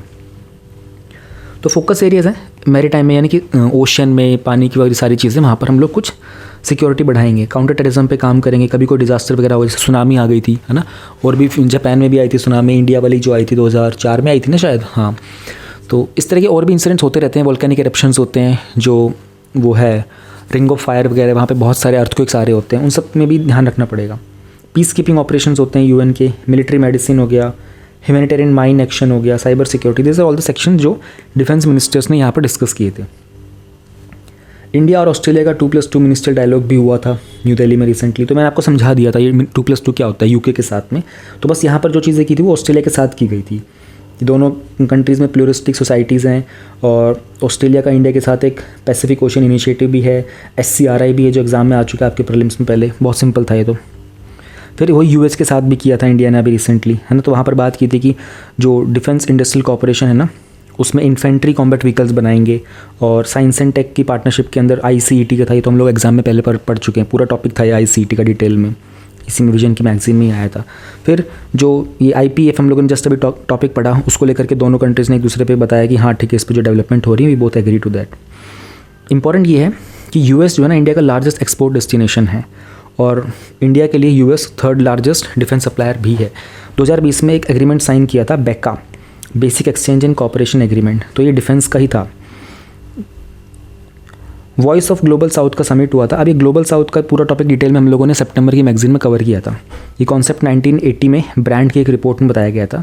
तो ग्लोबल साउथ का मतलब होता है वो कंट्री जो कि डेवलपिंग हैं, जो लेस डेवलप्ड हैं और जो अंडर डेवलप्ड हैं। तो इंडिया के कुछ इनिशिएटिव रहे थे साउथ साउथ कॉपरेशन के, जैसे कि रिसेंटली जो G20 की मीटिंग इंडिया में हुई थी ना, इंडिया ने उसमें अफ्रीकन यूनियन को इंडक्ट करवा दिया। और इसके अलावा हमारा ISA है, ग्लोबल बायोफ्यूल अलायंस है, CDRI, ये सब जो इनिशिएटिव इंडिया ने लिए है ना, इन सब का फोकस है साउथ के ऊपर। महर्षि का स्टार्ट किया था फूड सिक्योरिटी के लिए, G20 का डिजिटल पब्लिक इंफ्रास्ट्रक्चर है ना, वेदर और क्लाइमेट के लिए भी बात की थी, एक सैटेलाइट निकालेंगे ग्लोबल साउथ की। तो ये सारे इंडिया के इनिशिएटिव्स हैं। तो ये है ग्लोबल साउथ का ग्रुप। इन येलो वालों को हम लोग बोलते हैं ग्लोबल नॉर्थ, और ये जो हैं थोड़े से ऑरेंज सैफरन टाइप के, इनको हम लोग बोलते हैं ग्लोबल साउथ। तो ये एक इमेजिनरी लाइन है, ऐसे कोई ड्राफ्टेड नहीं है। एक रिपोर्ट में बोला गया था कि इस तरह के देश, तो जो नीचे वाले देश हैं ये लेस डेवलप्ड हैं और डेवलपिंग हैं, ऊपर वाले जो देश हैं ये डेवलप्ड माने जाते हैं। यहाँ पर हमारा ये टॉपिक ख़त्म होता है। आप लोगों को ये वीडियो नेक्स्ट वाली भी जल्दी से मिल जाएगी। Thank you very much for watching.